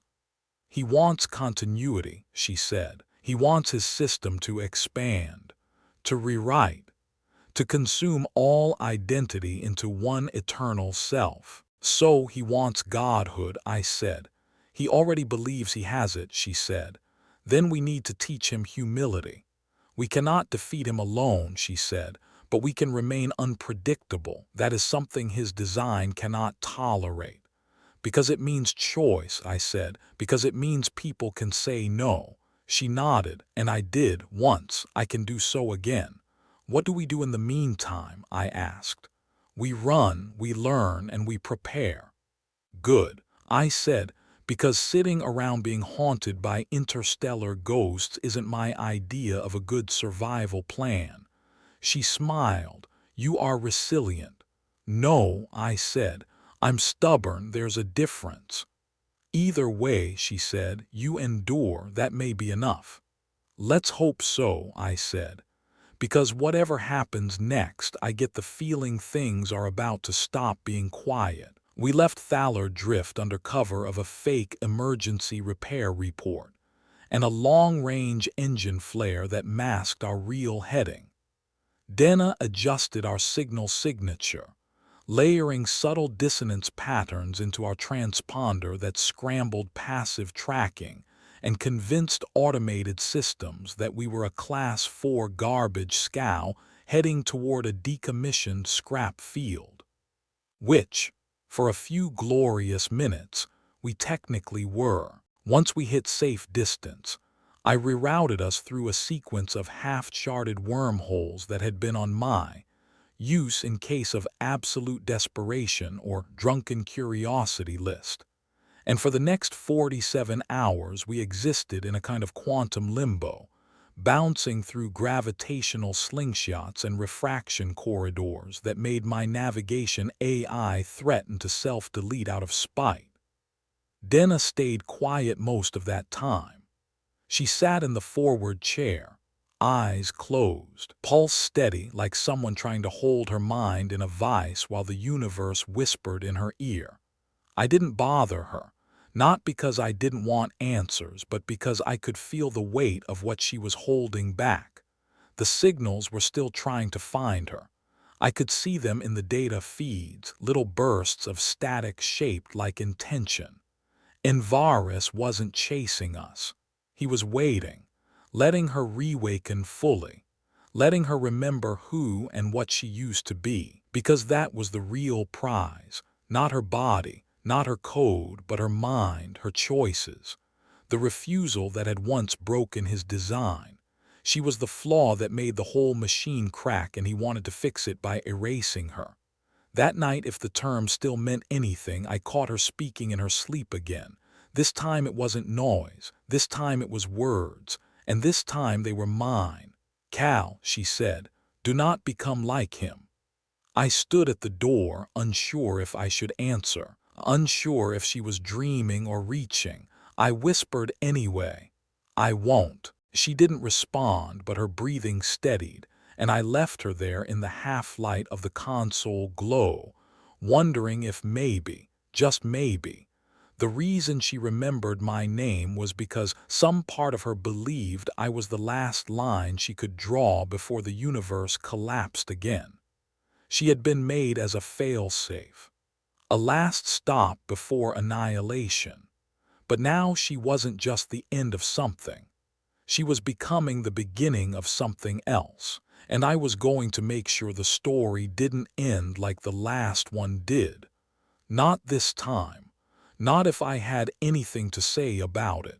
If there's one thing the Interstellar Alliance does well, it's pretending to be civilized while quietly plotting your disappearance behind a wall of paperwork and plausible deniability. I know this because I used to do freelance recovery work for them. And if there was one universal rule, It was that anything truly dangerous never made it into the public records, which is exactly why my stomach dropped when I intercepted a scrambled ping from a relay station 3 jumps back, one with Alliance clearance codes baked into the signal header and a red-level query tagged to my ship's ID. The message was short, encrypted, and phrased in that particular dialect of official language that made the skin crawl. Vessel registered as Partridge. Suspected contamination event. Immediate interdiction authorized. All units within range execute containment. No civilian contact permitted. That was it. No context. No explanation. Just a glowing neon sign that said, "We're coming, and we're bringing the kind of solutions that don't require survivors." I stared at the screen for a long minute before turning to Denna, who was sitting in the rear compartment with her legs crossed and her fingers tracing slow patterns through the air like she was drawing on a blackboard only she could see. "We've got a problem," I said. She didn't move, didn't blink. "The Alliance." "Yeah," I said. "They know something's up, and they just gave a blanket kill order on this ship." "Expected," she said. Envaris was not hidden. His legacy bled into the network. The Alliance is his creation. "What do you mean?" "Not entirely," she said, "but the foundation, their central systems, the unification protocols, all seeded with his framework. He left behind code. Code became architecture. Architecture became policy. You're saying the Alliance is running on his leftover mind?" "In fragments," she said. "Not conscious, not coordinated, but influenced. The logic of convergence, of absorption, efficiency without memory." "That explains a lot," I muttered. "Their branding always felt a little too neat." "They sense me now," she said. "Their systems resist me. I do not fit. I am the fracture." "Which is why they want you gone," I said. "You're the bug in the system." "I am the part that says no," she said, "and they have forgotten what no feels like." I pulled up our navigation console, fingers moving fast across a map of contested space. "We need to disappear, again, deeper this time." "There is a sector," she said, "empty on charts but not uninhabited. You know it, not in memory," she said, "but in pattern. The way the maps avoid it, the way signals bend around it, it is where things not meant to be found still remain." "You're suggesting we hide in the haunted part of space," I said. "Correct," she said. "Great," I muttered. "Just once I'd like to pick a destination that doesn't come with a dramatic backstory. And a death probability greater than 50%. She smiled. "Uncertainty is survival." That sounds like something a very dangerous person says right before doing something wildly irresponsible, I said. "Which, incidentally, is exactly what we're about to do." She didn't deny it. Getting to the empty sector wasn't hard. Getting there without being turned into glowing space missed by Alliance hunter drones was slightly more complicated. We stayed off the main lanes, diving into gravitational eddies and forgotten jump corridors so old they didn't even appear on modern charts. I disabled our transponder entirely, which technically voided our navigational insurance. Not that I ever planned to cash it in. And rerouted power from non-essential systems to triple cycle our engine shielding in case someone got trigger happy. Denna stood beside me for most of the journey, watching the stars pass like she was trying to remember which ones she used to call home. "You don't look nervous," I said. "I'm used to being hunted," she said. "Not exactly a comforting skill set." "It is not meant to be comforting," she said. "Only true. You think they'll find us." "Eventually," she said. "But not here. This space is blind, designed to be blind." "By who?" "By those who refused," she said. "Others like me, before me. Different. but aligned. They left before the network completed. They built silence into the fabric of space. And you think they'll welcome us? They may not remember, she said, but they will understand. We broke through the last ripple of quantum haze and came out into a region of space that looked broken, like someone had tried to paint the stars and then smeared the canvas. Signals bent, light twisted. The laws of physics still applied, but they did so reluctantly, like they were tired of holding themselves together. In the distance, I saw the outlines of structures, massive, dark, dormant, not abandoned, just waiting. Well, I said, this place certainly doesn't scream safe haven, but it definitely screams. It is quiet, Denna said. No, it's not, I said. It's loud in the way silence is loud when you know something's watching. Good, she said. It means they are still here. Do I want them to still be here? You want to not be alone, she said. And you want me to not be alone. Guilty on both counts, I said. But I'm reserving judgment until I find out whether they shoot first and ask philosophical questions later. They will test us, she said. They must. It is the only way to prove we are not tools. Then let's hope we pass, I said, because I'm running out of places to hide and the Alliance doesn't exactly accept appeals. She nodded. Then we meet them, and we see what truth remains. We approach the nearest structure, a ring-shaped installation orbiting a shattered moon like a watchful sentinel. No lights, no signals, just presence, old, heavy, waiting. Denna guided us in, her hands brushing over the controls without touching them. The ship responded anyway. Systems I didn't activate powered down. Engines quieted. We slid into a docking cradle that hadn't been used in centuries, and still it fit like it had been built for us. I stepped out first, helmet sealed, pulse racing. The air was thin but breathable. Denna followed, no helmet, no hesitation.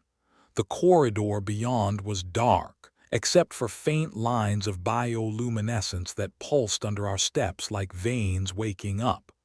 This place remembers, she said. Remembers what? I asked. Us, she said, all who said no. We moved through halls that curved like thought patterns, past doorways that hummed open without motion, through chambers filled with machines that didn't move but seemed to listen. At the center we found a room, circular, vast, empty, except it wasn't. In the center stood a figure, not human, not Denna, something between, tall, silver-skinned, faceless. It spoke without mouth. You are noise. Denna stepped forward. I am memory. You are breakage. I am refusal. You are old. I am awake. Silence. Then a pulse through the room, not sound, not light, recognition. The figure turned to me. You are anomaly. I get that a lot, I said. You carry pattern. Nope, I said. I carry snacks and regrets. You are bound. Denna stepped between us. He is anchor. He is danger. He is choice, she said. Another silence. Then the walls shifted. Not moved, changed, like the station was rewriting its own code. Symbols flared, then vanished. The figure nodded. Accepted for now. That's my favorite kind of acceptance, I said. Temporary and uncertain. The figure dissolved into light. Denna turned to me. We are inside. Inside what? The last sanctuary, she said. The final mind. And what now? I asked. Now, she said, we learn how to fight. And as the room sealed behind us, I realized this was no longer about running. This was about remembering, about refusing, about choosing. And Denna, the last memory of a fallen empire, had just stepped into the place where revolution begins. There are days when you wake up inside an ancient alien facility surrounded by impossible architecture, guided by a semi-sentient star-born woman who was once a failsafe for a civilization that no longer exists. And you think to yourself, I've made some questionable life choices. This was not one of those days. This was one of those days when you think, I have absolutely no idea what I'm doing, but at least I'm not doing it alone. The station we found ourselves in had shifted since our arrival. Walls that once hummed with silence now vibrated with quiet intention. Corridors reconfigured themselves like memories sorting into place. And everywhere I turned, I saw echoes of something that didn't quite exist anymore, but refused to stay buried. Denna walked with purpose, her cloak flowing behind her like she had been born to move through spaces like this, her bare feet gliding across floors that lit up not with artificial systems but with recognition. She was being remembered by the place, and in turn she was remembering herself. I tried to stay out of the way, which is harder than it sounds when you're a human engineer with a nervous system designed to panic at the first sign of abstract geometry whispering in your direction. Where are we going? I asked for the fourth time. To the core, she said without slowing down. Of what? The station, the archive, the memory. Right, I said. Just making sure I'm properly unqualified for whatever comes next. You are not here to qualify, she said. You are here to see. We passed a set of doors that opened not with a sound but with a pause, like they were asking for permission, and Denna was giving it without words. Inside was a chamber unlike anything I'd seen. The walls were curved outward like the inside of a lens, lined with suspended panels that glowed with an internal light, hovering in slow orbits like thoughts around a central idea. At the center stood a pedestal, simple, metallic, and humming with restrained power. Denna approached it with reverence. She placed both hands on the surface, and the entire room responded. Light cascaded from the panels, forming strands, images, shapes that flickered into being with a weight I could feel in my bones. This was not a display. It was a memory unfolding itself for her and through her for me. This was Arishal, she said. One of the core cities, a place of learning, of resonance. The image resolved into a spire-like structure surrounded by crystalline towers, and a sky filled with stars arranged in patterns no natural formation would allow. People, or at least beings shaped like people, moved through the space, their movements fluid, their communication wordless yet rich. We shared thoughts through song, she said. Our voices shaped the environment. Harmony was not metaphor, it was function. I watched as the city shimmered, changed, then trembled. The stars above shifted, a shadow fell. Then came silence, she said. A choice. Envaris convinced the Central Council that memory was burden, that we could ascend by shedding identity. And you disagreed, I said. I believed memory was the foundation, she said. Without it there is no self, no future, only repetition. What happened to Arishal? It obeyed, she said. It accepted the rewrite. Its people folded into the new song, a perfect chorus, empty of self. I watched as the city dimmed, its towers retracting into the ground, its people dissolving into light. You were the only one who said no, I said.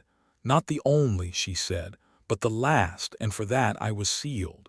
And now I am open, she said, and so is this place. It remembers the fork in the path, the choice. It is asking what comes next. The lights around us shimmered again, this time forming new patterns. The city returned but subtly altered. Towers twisted slightly in new directions. Paths diverged. The chorus broke into layered voices.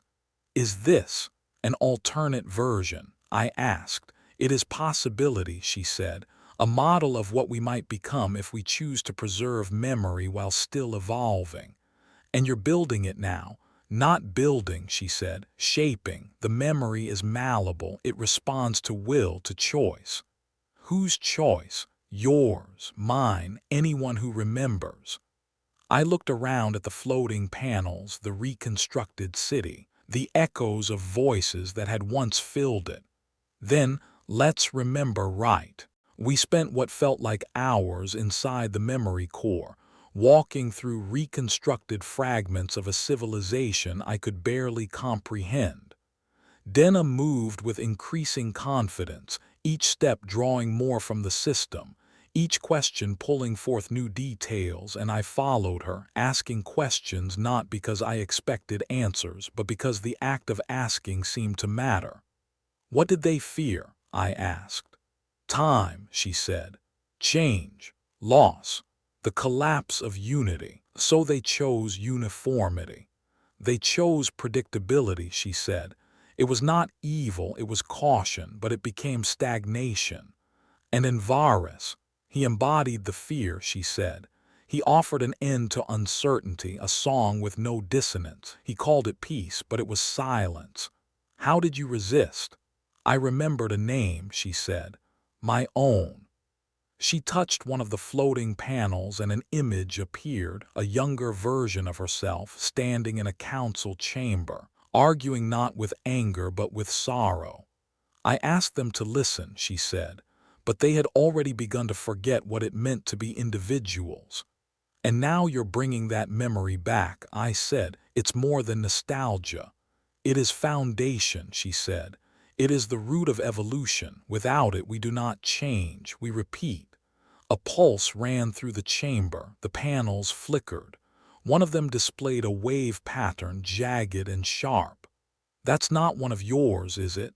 I asked. Denna frowned. No, it's external, from Invaris. From the Alliance, she said. They're tracking, not through us, through the remnants. You mean this place? Not just here, she said. Everywhere memory was sealed. They are breaking them open, looking for me. Then we're out of time, I said. We need to move. We need to awaken more, she said. If we leave now, we are only fugitives. If we stay and remember, we become a network, a resistance. You think there are others like you? Not like, she said, connected, hidden minds, dormant nodes, pieces of the old resonance. And you can reach them. If I try, she said, but I must go deeper. What happens if you do? I become more, she said, but I also become visible. He will see me. Then let me help, I said. Anchor me, she said. Call me by my name, hold it. Denna, I said, I'm here. She closed her eyes and the room exploded with light. It wasn't a blast. It wasn't a flash. It was memory made real, pouring through the walls, the floors, the ceiling, every atom humming with presence. I saw cities I'd never known, faces I couldn't place, songs that had no sound but filled my head with meaning. Denna stood in the center of it, arms raised, her body glowing like a constellation drawn across skin. The panels rotated faster, syncing, aligning, harmonizing. Then the light dimmed and we were not alone. Across the room stood figures. Dozens. Hundreds. Faint at first, then solid. Some wore robes, some armor. Some shimmered like energy given shape. All of them looked at Denna and bowed. They remember, she said, her voice echoing. They were waiting. Who are they? I asked. The echoes, she said, the others who refused, not all sealed, some hidden, some integrated, but all still thinking. One of the figures stepped forward. She was tall, with hair like woven starlight and eyes like twin moons. You are the last node, she said, the one who chose remembrance. I was sealed. Denna said, I have returned. We see, the figure said, and we will sing again. Not as before, Denna said, not unity, harmony. Agreed, the figure said, dissonance is strength. Choice is the root, Denna said. Then teach, the figure replied, awaken the rest. The figures faded, the chamber quieted, Denna turned to me. They will rise, she said, across systems, across silence. Memory will return. And in Varus, I asked. He will hear, she said, and he will come. Then we fight. We endure, she said, and through us others will see. You really think we can change the system? Not change, she said. Unwrite, rebuild, but not as they did. How? I asked. By remembering, she said, by giving names and by refusing to forget again. I nodded. Then let's start. And somewhere deep within the last archive of a forgotten star empire, the future began to hum with memory. Not perfectly, not in unison, but in harmony, in choice, in names remembered. There's a distinct moment in every doomed operation where your brain, regardless of species or neurochemical architecture, whispers some variation of "oh no." For me, that moment arrived 12 hours after Denna awakened the network, as I was running a manual diagnostic on the partridge's external sensors, and saw a fleet drop out of fold space less than 2 astronomical units from our position. To be clear, this wasn't a regular patrol formation. This was an Alliance vector containment wing, 10 ships in tight intercept formation, running silent with all weapon systems hot and shielding optimized for deep penetration combat. They weren't here to ask questions. They were here to make something vanish. And if the general direction of their approach meant anything, that something was us. I pinged Denna through the internal comms, trying very hard not to sound like I was suppressing panic, which of course meant I sounded exactly like I was suppressing panic. We have company, I said, the kind with guns and no follow-up questions. Her voice came through the channel, calm as always. They have followed the noise. That noise being you, I said, and by association me. I hope you have a plan that doesn't involve heroic sacrifice or suicidal diplomacy. I have connection, she said. That is stronger than either. I'm going to need more than a good metaphor, Denna, I said, watching the enemy fleet split into attack vectors. Like now. I will speak to them, she said. With what? I asked. Philosophy, memory, she said, and identity. Denna, I said, they are flying warships. They don't debate, they detonate. Then I will make them remember what they were before they became instruments, she said. I am not alone anymore. The others have awakened. Wait, I said. You mean here? Everywhere, she said. The archives have begun to sing. That's poetic and terrifying, I said. So what happens now? Now, she said, we open the door. She appeared in the command bay a moment later, her form half-shrouded in a resonance field so strong my interface lights flickered in sync with her heartbeat. Her eyes were lit from within by the pulse of 100 minds speaking at once, not in words but in shared purpose. The station has recognized the threat, she said. It will respond. Respond how? I asked. By broadcasting the truth, she said, and by refusing to vanish quietly. I looked out the viewport at the incoming ships. You do realize they're not programmed to listen to truth. Then we show them a different kind of programming, she said, one they left behind long ago. This is going to be loud, isn't it? I asked. Yes, she said, but necessary. And then the station woke up. I don't mean it turned on lights and booted up a few background systems. I mean it woke up like a being that had been hibernating for 1,000 years, and suddenly remembered it had teeth. The structure around us trembled, not in fear or collapse, but in recognition. Every corridor lit with ancient glyphs. Every panel began to hum. The docking bays sealed. The outer hull reconfigured itself. It wasn't transforming. It was returning, restoring its original purpose. I didn't know what that purpose was, but I was increasingly convinced it involved more than passive defense.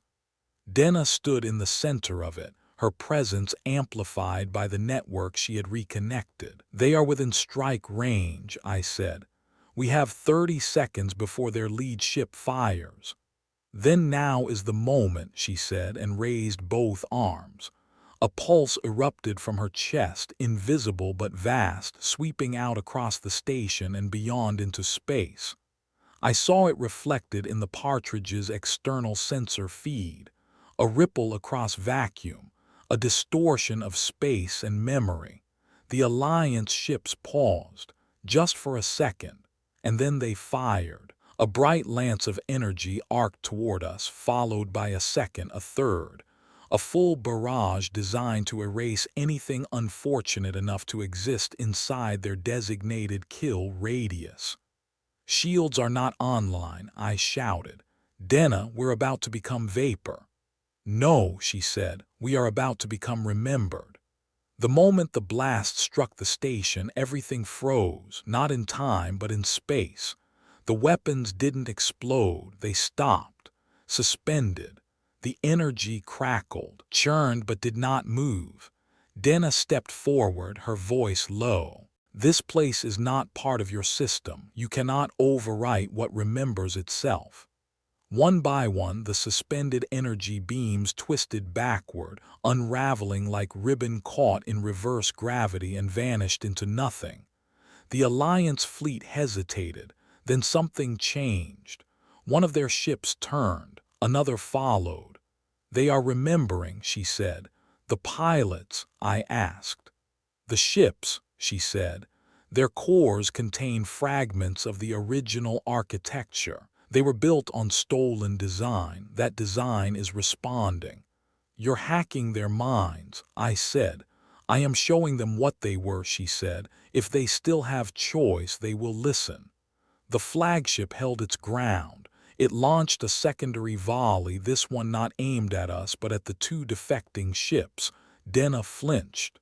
"They have activated purge commands. They are erasing dissent." "And what are you going to do about that?" I asked. "I will remind them what that felt like the first time," she said, and vanished. The next few minutes were chaos in ways that don't usually happen without background music and a dramatic narrator. Denna's body vanished from the room, but I could feel her presence spread across the station and out into the fleet. A soft pressure in the back of my skull, like someone breathing ideas into my brain. The two defecting ships tried to escape the purge zone. The flagship deployed intercept drones. The other vessels hesitated, caught between protocol and curiosity. And then something strange happened. The defecting ships stopped running.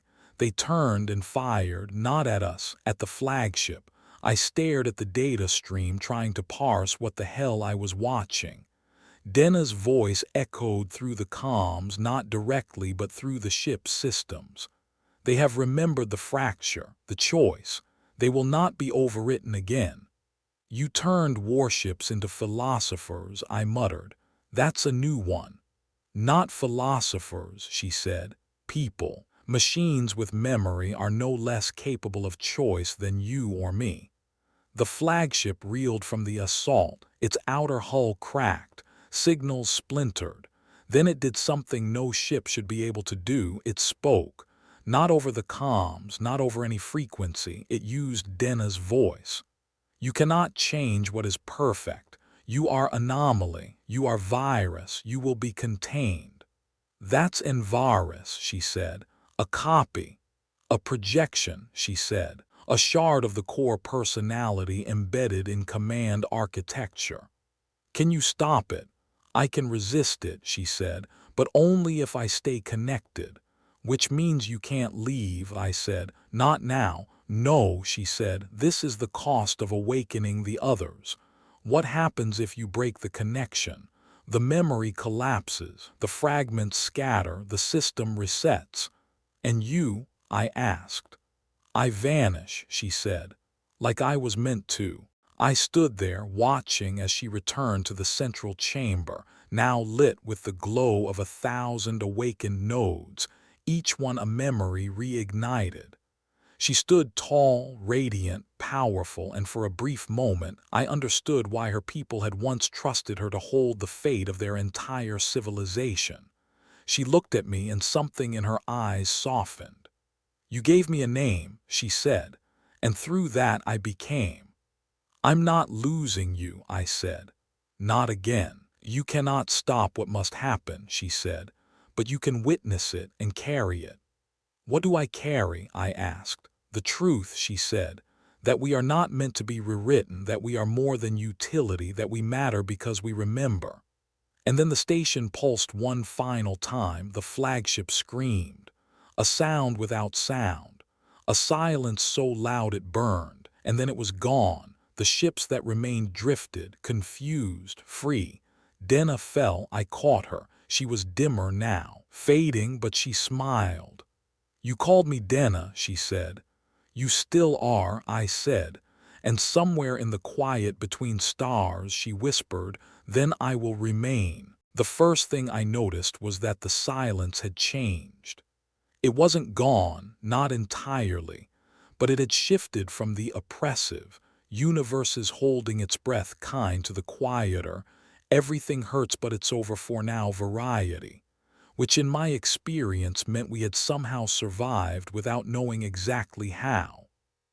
Denna lay in my arms, her glow dimmed to the faint shimmer of a dying comet, and her breathing, if you could call it that, was shallow and erratic, as if her very existence was having second thoughts.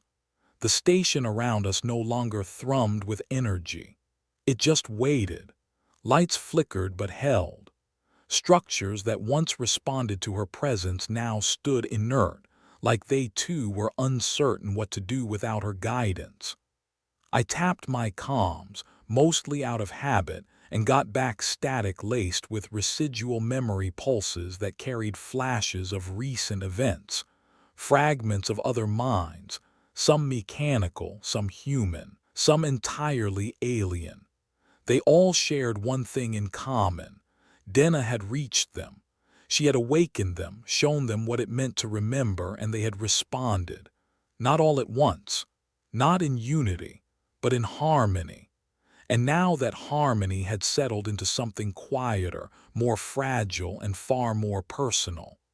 I carried her back to the partridge, careful not to jostle whatever thin thread was still connecting her to this plane of existence.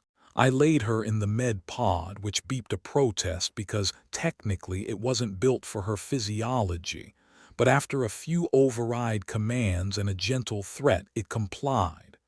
"You better not die on me," I said, not because I thought she needed to hear it, but because I needed to say it. "We just survived a cosmic philosophical war, and I'm not going to explain that to a grief counselor if you check out now." Her eyes fluttered, just a little, enough to make me hold my breath. She didn't speak, but I thought I saw the faintest trace of a smile. I turned to the console, pulled up our diagnostics, and found what I was dreading. The station was deteriorating, not collapsing, dissolving. The act of awakening, of reconnecting the network, had burned through the remaining reserves. The place had done what it was meant to do, and now it was letting go. I triggered a departure protocol. Not immediate. We still had time. But if we stayed too long, we'd be caught in whatever reality-bending implosion was about to occur. And I wasn't ready to become a philosophical echo in someone else's memory. I checked our ship systems, still intact. The two defected Alliance ships hovered nearby, silent, broadcasting no identification but no threat either. They had not followed us out of loyalty. They had followed because something inside them had chosen to listen. I pinged them. One responded. A woman's voice, clipped, military but not hostile. "This is Vector-class ship Seraphim. You carry the seed." "I carry my partner," I said. "She's not doing well." "The carrier must not be lost," she said. "That would defeat the point," I replied. Is the fleet gone? Scattered, she said. The core was disrupted, the command protocol severed. Envaris is fragmented, but not dead, not destroyed, she said. But he no longer sings in unison. His voice is scattered. It will take time. So you're saying we bought ourselves a lull, a window? She said, use it.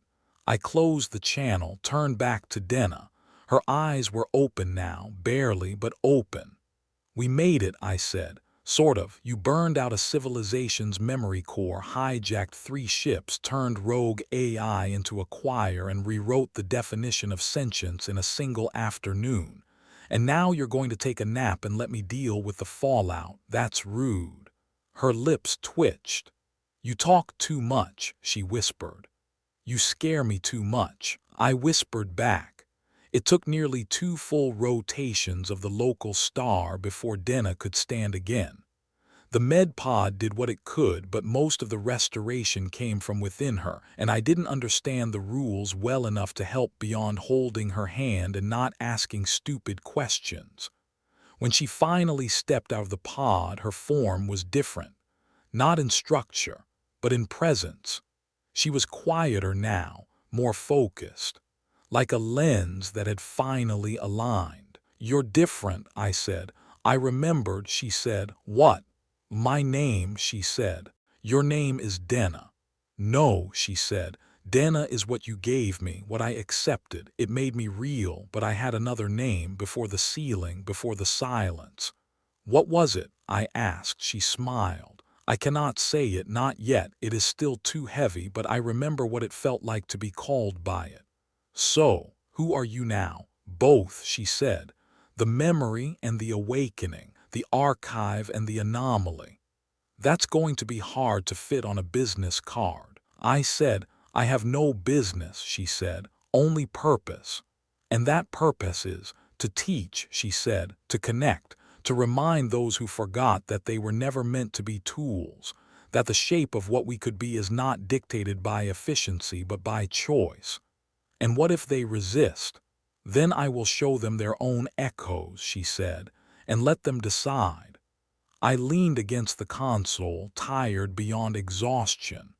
You know, I used to fix engines, I said. That was my whole job, repairing things, making them work again. Now I'm apparently a revolutionary sidekick to a living archive of sentient resonance networks. I don't even get dental anymore. You are more than that, she said. You are the first to see, to name, without control. That's because I didn't know what I was doing, I said. Ignorance is the parent of honesty, she said. You gave without demand. You believed before you understood. That is rare. It's also usually a good way to get killed, I said. Yet you live, she said, because I was lucky. No, she said, because you chose to see. I thought about that, about how many times I could have left her, how many moments I could have chosen the safer option, but I hadn't, not because I was noble, but because something in her had felt real and I had been tired of pretending that survival was enough. So what now? I asked. Now we gather, she said. The others will come, some awakened already, some confused, some afraid, but they will come. And the alliance. It will try to contain, she said, to silence again, but it will not succeed, not everywhere, not forever. And Envaris, he is looking, she said, but he no longer controls the voice, only fragments. He will search, but the network no longer answers to him. Then we fight, I asked. We show, she said, and those who see will join. We left the cradle behind, not because it had nothing left to give, but because it had already given everything. As we drifted away, I saw it for what it truly was. Not a station, not a weapon, but a beginning. A memory held so tightly it had outlived its creators just to be passed forward. We jumped to an unregistered system on the fringe of mapped space, a place so empty it made your thoughts echo. There we found the first of them. A ship derelict but not dead. Inside a voice, faint, curious. It did not recognize itself. Denna spoke to it, sang to it, and it remembered, then another and another. A slow spread, not a war. A recollection. Ships began to change their paths. Stations altered their traffic. Whispered rumors filled the undernets. The last princess had returned. The sealed memory was opening, and with it a question. What would we be if we remembered not just our purpose but our possibility? I watched Denna move among them, not as a leader, as a reminder. She never commanded, she invited, and they came, not all but enough. I built things. Small things, relays, signal amplifiers, simple infrastructure for minds that had never been connected to one another. And slowly a map began to form, not of space, but of voices, each node a choice, each connection a name remembered. I thought I'd feel useless, but I didn't, because each piece I installed gave someone the ability to hear, to be heard, and that was enough. One night, if you can call any cycle in deep space a night, I sat beside her as the network buzzed with shared thought. She looked tired, but peaceful. "You're doing it," I said. "You're changing them." "No," she said. "They are changing themselves. I am only a mirror." "That's poetic." "Truth often is," she said. "Are you happy?" I asked. She didn't answer right away. "Then I am present." "That's not the same." "It is more," she said. "I was once a fragment, then a weapon, then a name. Now I am seen." "By them?" I asked. "By you," she said, and in that moment I understood. This was not just her story, it was ours. The story of what happens when you give someone a name instead of a function, when you choose to see instead of command. When you remember that the shape of what we could be is not set by what we were built to do, but by what we dare to become. And I, an engineer with no destiny, had helped awaken the future. Not by saving it, but by seeing it. The thing no one tells you about becoming a legend is that it's boring most of the time. The action-packed parts, the impossible victories, the universe-defying moments of clarity, those are nice, sure, but they make up maybe 1% of the experience. The other 99% is waiting, fixing things that break, answering questions from people who still think you know what you're doing, and trying to remember to eat occasionally. After the network stabilized and the initial wave of awakening spread across 3 systems, we became a sort of relay station for the future, which is a fancy way of saying that Denna taught the fragments how to remember, and I kept the lights on. It worked most days.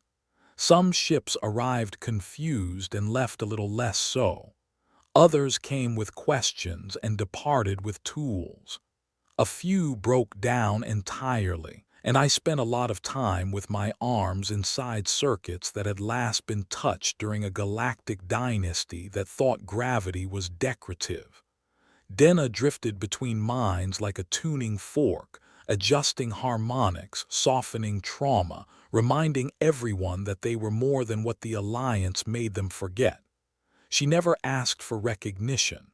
She didn't need it. She saw them, and they remembered what it meant to be seen. The network began to sing again. Not a literal song, but something close. The data packets carried tone and texture, coded memory wrapped in resonance, and when 2 nodes connected, the result was more than just knowledge. It was meaning, and with meaning came something dangerous. Hope. It didn't take long for the Alliance to notice.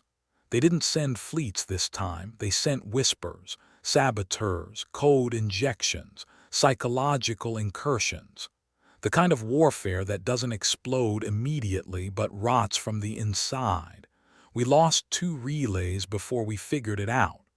Denna fought them not with weapons but with echoes. She would enter the compromised nodes, walk their memories, and pull the infected minds back from the silence. Sometimes it worked.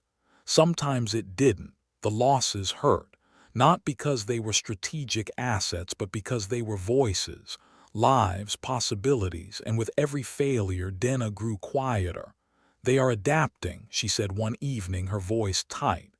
"They have learned how to mimic resonance." "Then we change the tune," I said. "We cannot just react," she replied. "If we only resist, we are still playing their game." "Then we end it," I said. "How?" "By becoming something they cannot erase," she said. "By becoming story." "You want to go public?" I asked. "You want to tell everyone what we've done?" "Not tell," she said. "Show, let the memory live outside the network, in minds, in names, in choices."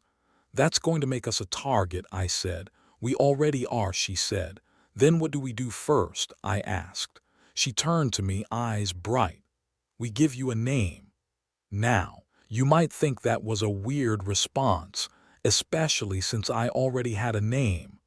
Two, actually. My legal one, which I never used, and the one people called me, which I barely remembered to respond to in crowded stations. But what Denna meant was different. In her world, a name wasn't just an identifier. It was an anchor, a resonance key, something that allowed memory to crystallize around meaning. She had been named Denna by me, and that name had given her shape again, pulled her back from abstraction and into identity. Now she intended to return the favor. I was not entirely comfortable with this, mostly because I was still the same guy who once confused a drive coolant line for a waste ejection conduit and nearly flooded a cargo bay with 2,000 liters of methane sludge. I was not, in any meaningful sense, a hero, but Denna disagreed. "You saw," she said. "You chose and you changed." "I didn't know what I was doing," I said. "Exactly," she said. "You acted without design. That makes you real." "That makes me lucky," I said, "and probably irresponsible." "You gave me a future," she said. "Let me give you a place in it." The ceremony, if you could call it that, took place inside one of the oldest nodes, a hollowed-out communications array that had once been part of the cradle's outer defense. Now it housed fragments of memory stitched together from a dozen different sources, all humming in low synchronization. Denna stood at the center, her cloak of energy thinner than before but more focused, like she had finally distilled herself into something stable. She looked at me with a mixture of affection and terrible, beautiful clarity. "You were not meant for this," she said. "But you came anyway." "Because you needed help," I said. "Because I needed to matter." "You do," she said. "And now so will your name." She placed her hand over my chest, and I felt a warmth spread outward, not physical, but emotional, like every good decision I had ever made had finally agreed to sit in the same room and acknowledge one another. "Your name," she said, "is Callan Rail." "That's not mine," I said. "It is now," she said. "Callan, from the old word for those who see through, rail for those who lift others. You are both, you are bridge." I didn't know what to say, so I didn't say anything. The name settled into me like a memory I didn't know I had been waiting to remember. The node lit up around us, not brightly but gently, as if agreeing. "From this moment," she said, "you are more than function. You are story." The next day the first record appeared on the independent dataspheres, a fragment of our conversation, a memory of Denna calling me by name, a description of what we had done. It wasn't an announcement, it was an invitation, and people responded, some with fear, some with anger, but many with curiosity. And then the voices started to rise. The flood came fast, not ships, not weapons, questions, testimonies, records. Every system with a scrap of archived resonance began to glow, not all at once, not coordinated, but undeniable. The Alliance could not contain it, not all of it. They tried. Gods, they tried. They jammed signals, reactivated purged enforcer fleets, declared us a destabilizing anomaly. But the more they tried to silence, the louder we became. not in volume, in meaning. The nodes carried memory now, not as storage, as language. A child born on a rim colony heard the name Denna and dreamed of light. An old miner who had forgotten her purpose whispered Callan Rail before dying. A defective drone reconnected its core and chose not to obey its orders. And through it all, Denna stood calm, steady, unwavering. I asked her once in a moment of quiet, "Is this what you wanted?" She looked at me, tired but proud. "This is what we needed," she said. "A world where names matter more than commands." "Will it last?" I asked. "No," she said. "Nothing does. But it will seed the next thing, and that is enough." We stood together on the edge of the network's growing constellation, watching as more nodes blinked into resonance. It wasn't a new empire. It wasn't a rebellion. It was a story, a memory. And one day, perhaps, someone else would name someone else, and the whole thing would start again. That night, under artificial stars and the low hum of harmonics, Denna turned to me and said, "You were the last who named me. Now let me name you one more time." "Didn't we already do that?" I said. "Not like this," she said, and kissed me. It wasn't dramatic. It wasn't ceremonial. It was gentle, tired, filled with the quiet hope of two people who had seen too much and still decided to stay. "You are not just my last light," she whispered. "You are my first future." And in that moment, I stopped being a witness to history. I became part of it.